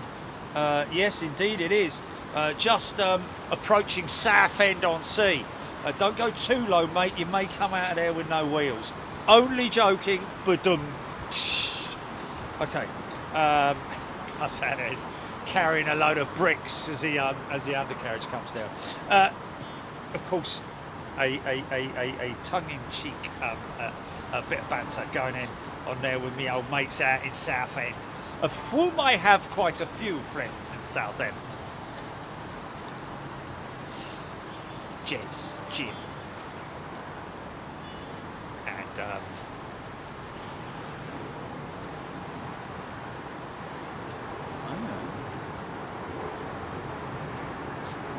Russell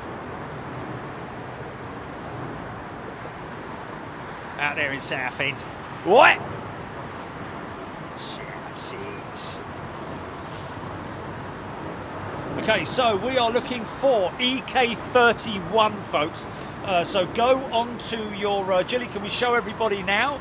Are you able to do that, or are you not set up for it? Should be. It's all part of the program now. We don't need to do it right now. We can just set it up. How long does it take you to set it up? Bearing in mind it's due in 20 minutes. So EK31 Echo Kilo 31. Put that in your search bar on Flight Radar 24, folks, and you will see it approaching. Well, it's just actually north of Southend on sea right now. Jilly's going to bring it up in a moment. Okay, let's just have a quick look and see where it's at. Okay. Go full screen, folks, go full screen. Holly C-17 flight, there it is. Did you highlight it, GP, yeah? Yeah. Okay, there it is. So that's what you want to be following, folks. EK31 in that really cool livery, I've got to say. I do like that livery. One of the more funky liveries that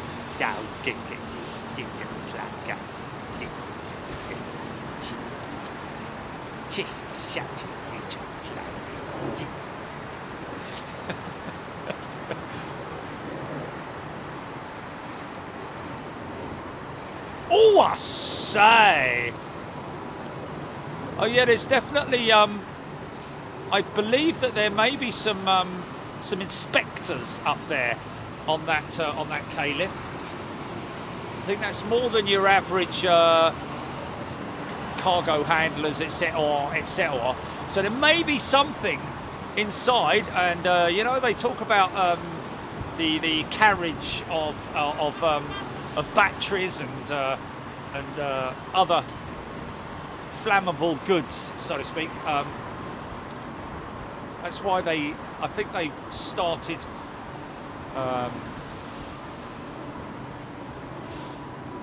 I don't know how long. How long has this been going on? How long it is that they started using nitrogen in aircraft tyres? Anybody care to explain that to me? Is it been over the last since certain? Because there was once an issue where, bless you, there was once an issue where an aircraft tyre was being transported, and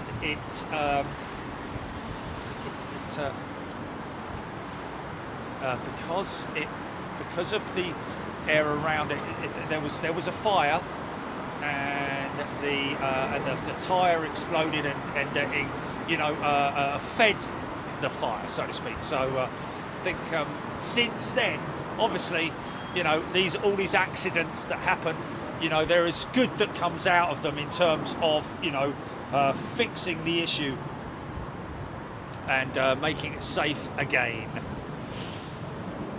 Anyway, I think we've seen enough of that. Have we seen enough of it, or do you want to be a bit nosier?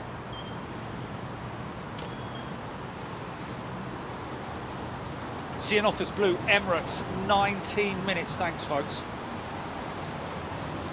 Robbie Whiteley, ground vehicles, yes, they do show on Flight Radar 24. I think you have to select for that, don't you, Julie? Do you have to select ground vehicles on your settings? You have to select it, so you can deselect it, Robbie, I believe. TCC, Karina Roebuck, diesel 1-3, 14 minutes out, 380. What's that, you can't get what to work, GP? Oh yeah, don't worry about that. Don't worry about that. You can use the 3D, but you can only use the cockpit view on the basic package. You cannot use the outside. I think they call it the augmented three-dimensional view. Claire Jones, 747 freighter on Flight Radar 24, heading east over towards Marlborough, currently at 21,000 feet. So that We don't know. You never know, do you?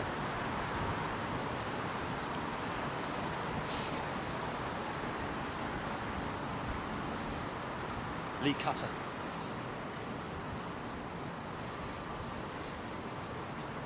Air Canada 787 spotted United and Air Canada 737-300. Great shot. Thank you for that, Air Canada.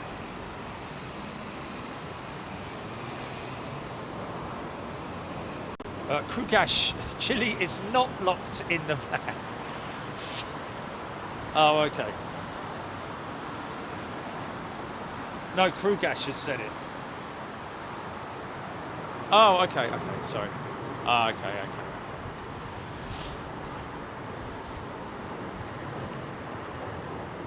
okay. Okay. Ross, is it Gin or Gin? Ross, Journey to the Future. Stephen Billings, estimated times now, BA 380, 324, Emirates 325. Wow, once again, we could have double bubble. Hey, if you fancy it, share it. You never know, folks, you might find somebody out there in your family or group of friends. They won't look at you oddly or anything like that, trust me, because it's not like, you know, you're sharing something that's very, very sort of like odd. It's quite interesting. Even people, and we've had this from so many people who are not into aviation, have tuned into Big Jet TV and found themselves hooked because of its intrigue sometimes, you know. But anyway, do it if you want to. Jez White, Calvin Grant, Jill Perry, HGC, Andy P, Kathy Williams. The 3D view on Flight Radar 24 is great. Yeah, Kathy, it is. It's a bit of a shame they're not able to use the aircraft, the operator's livery. Just use either Boeing, Airbus, or whomever it may here. So what about the A220? I guess it's the A2, isn't it? Yeah. So what about the Embraer? Craig Russell, British Airways 380 from San Francisco, 11 minutes out.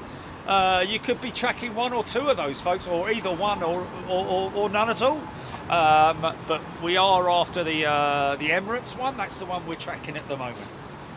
Jeffrey Phillips, dangerous goods spillage. You know what? I think that will probably be the answer. But generally, these things, these ULDs, the containers, are packed so well because they have to go through a process of packing, and of course, before they arrive at the handling agent, they have to be packed as per the required specifications.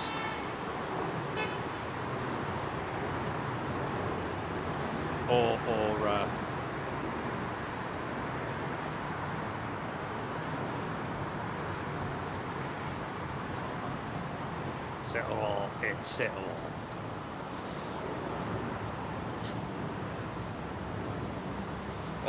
Sonia Keenan, so good to watch Big Jet TV midweek live as I'm usually at work. There we go. Great to see you, Sonia. Glad we can bring some enjoyment to you folks. HGC EK31 number 9. 9 minutes out now. Cianothus Blue. Jeanette Haynes, Sonia Keenan. 9 minutes out. Clive Clark. Claire West. Scooby.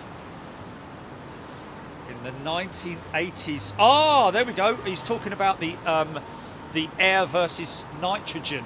And I'm guessing that's Scooby saying in the late 1980s, the FAA required it. Wow. She's climbing up big and heavy. Look at that.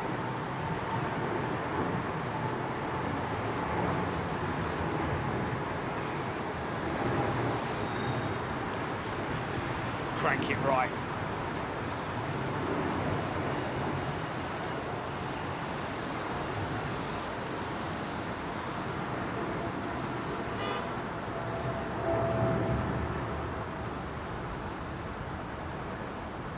Yeah, so don't forget, folks. This is a a position that we come to often, but mainly, in fact, I don't think we've ever been up here when we've filmed 09 operations here. Don't forget, we are right here, folks, at the courtyard. Inside, it's nearly ready. There's one of the, I think they've actually decided to only get one of these going at the moment, unless the other one's late for delivery. But as you can see, everything out here on the balcony. You don't get those steps, unfortunately.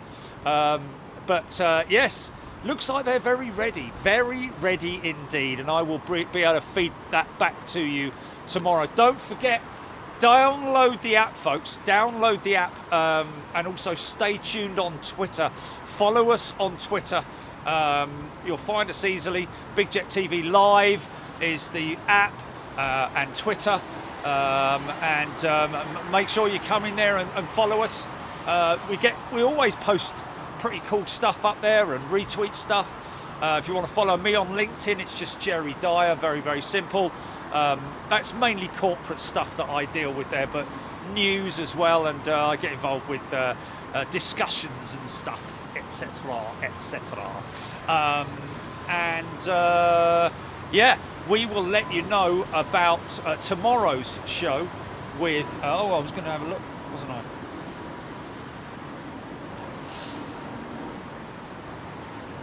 Okay, still nothing from Gareth. Okay. Somebody saying it looks like Suzanne New, good afternoon to you. Jeanette Haynes, Rusty T, Paul Skilling, Tony McCall, Diane 78, Paul G, Dylan Hutchinson. The 747 coming over at 18,000 feet is Dubai Air Wing A6GGP, and saying it's a 747-400 freighter. Interesting.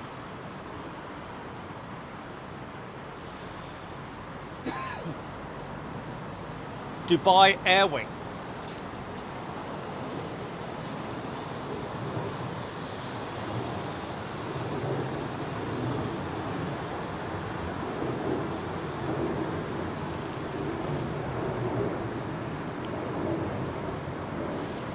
Okay, looks like it's going to Stansted, that 747.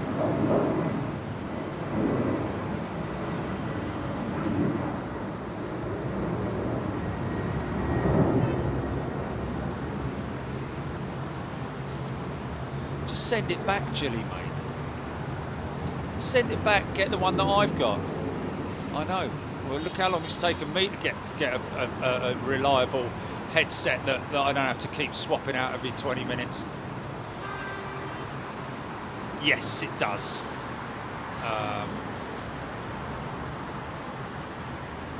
To be honest with you, I haven't tested it. This one that I use is just Lee Cutter. I take my mum plane spotting now, and my nephew and niece. My nephew did have the binoculars the wrong way around initially.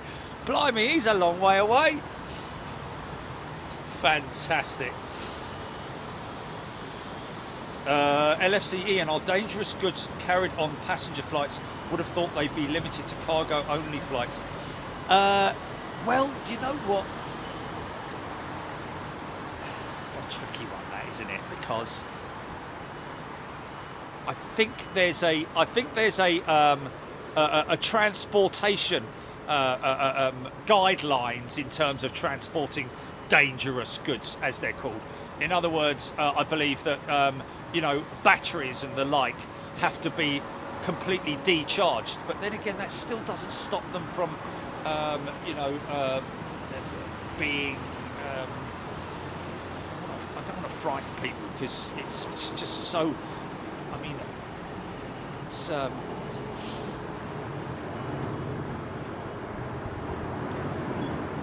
know what you're saying, but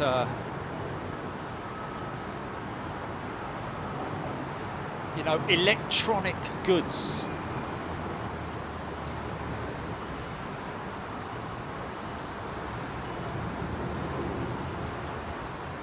You find that generally these passenger flights will carry general cargo, not so much, you know, specialist stuff. I wouldn't have thought anyway, but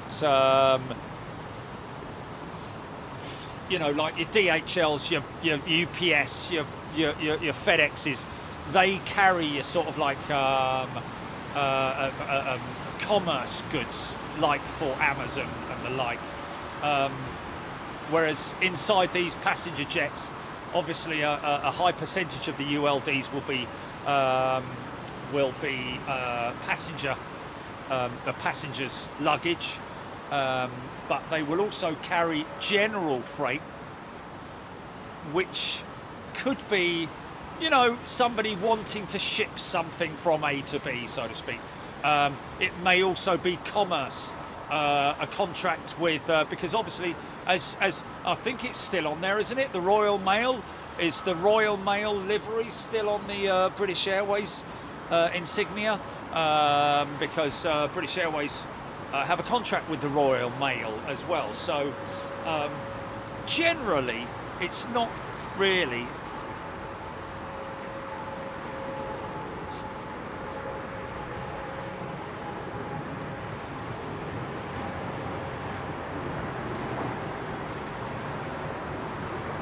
and I'm guessing if somebody wants to ship what would be classified as dangerous goods on a commercial airliner, they will have to go through stringent guidelines and checks and so on and so forth, and also the way that in which it's packaged will be heavily monitored, I believe, or checked. So yeah, 09 operations from here. Another great thing to come and watch, folks. If you're staying here. How far up have we got? EK 31. This should not.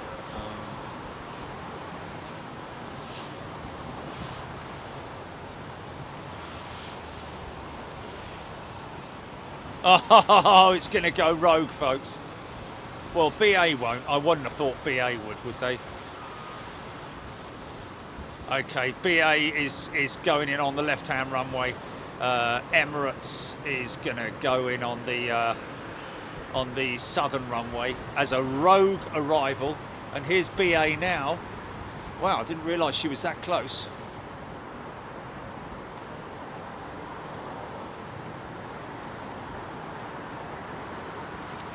So is Emirates quite some way out then?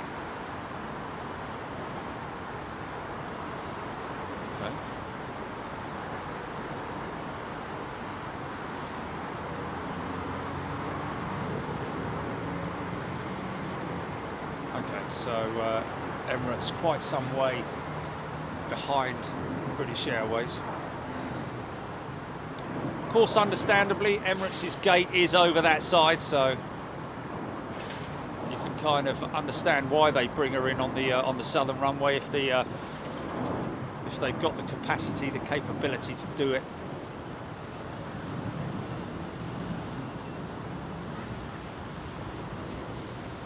See those little plumes of smoke coming out the back of the engines? That's a speed up. That's when the engines are given a bit of a power up because they're maintaining that the glide slope, the speed as well.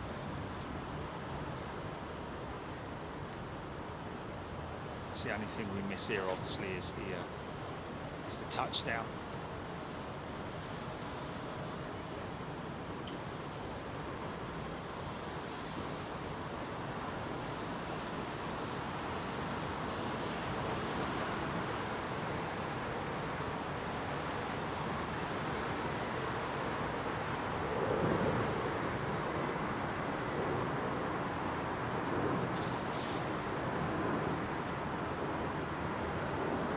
She's quite heavy, mate.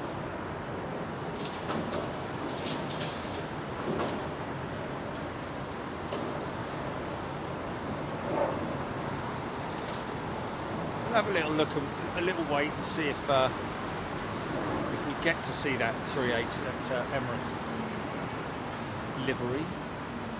She might run a little bit ways down the runway, depending on how heavy she is.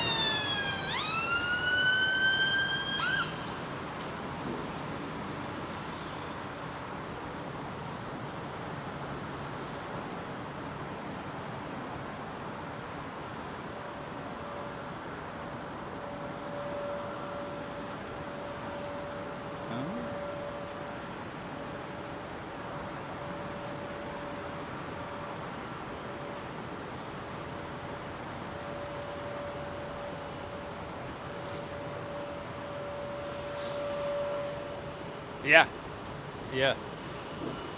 Is that a theme park or something? Journey to the Future. He's coming to a stop way before he comes into shot. Don't think we'll get rolling out.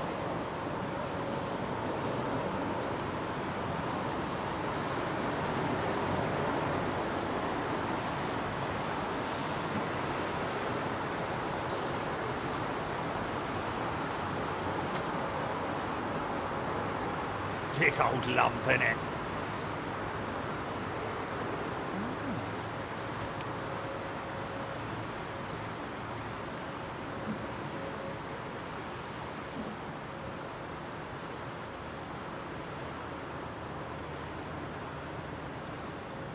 Right, you horrible lot.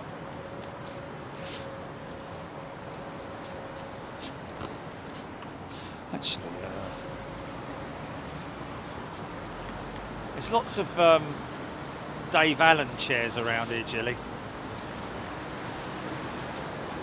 Loads of Dave Allen chairs, isn't there? Yeah. Right, folks, there you go.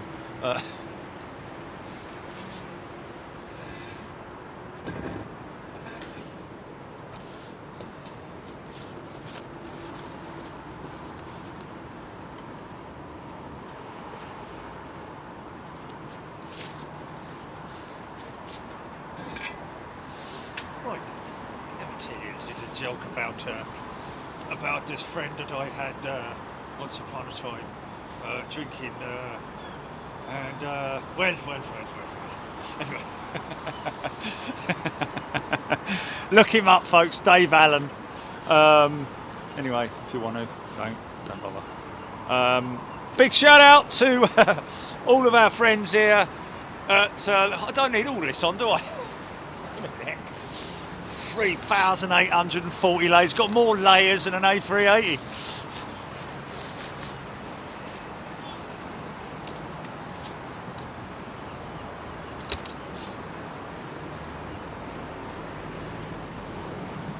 Stupid boy.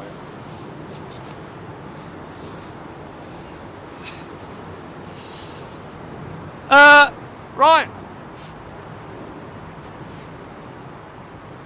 By the way, can I just say a big birthday shout out for Benji tomorrow, whose birthday it is tomorrow. Benji, have a great day at school, work hard, who knows, you might be a pilot one day, and yeah, again, a very happy birthday to you, Benji. We will be back tomorrow, folks. That's the plan anyway, unless things change. We are expecting to see GV Tom, Tango Oscar Mike, which is, what's the name of it again, Jay? Space Oddity, with Virgin Atlantic, their new A339, arriving from Toulouse. What time, we don't know yet. Thanks again to Virgin and Gareth for giving me the heads up on that. Of course, like I said this morning, I'm going to be cancelling my golf. I've already told me mates, and they've said, right, we're never going to invite you again. No, only joking. But yes, so whatever time it is, I'm on standby, Jilly's on standby, the cat's on standby, you should be on standby tomorrow. Look out on the app, make sure you download the app. Subscribe to the channel and turn on your little notifications bell as well. Trust me, you're not going to get hundreds and hundreds of that banging bell all the time, folks. It's just when it is, whenever we either put a post up or when we've got a show alert that we want to let you know about, or when we go live, of course. But also, you can follow us on Twitter, and by doing all of those three things, you should somehow get a notification. So thanks a lot, appreciate your company, and we will more than likely, unless it's delayed, and even if it's delayed, folks, we will put out a notification just to let you know. Okay, we will let you know one way or the other. Other than that, we're going to be back on Sunday live probably from Heathrow. But thanks for your company. Welcome to all our fantastic new members as well. Thank you to those whom gifted membership as well. Thank you to Jilly, and thank you to everybody for supporting this fantastic channel. We appreciate it. Look after yourselves. You've been watching Big Jet TV. See you later. The original midweek show. Okay.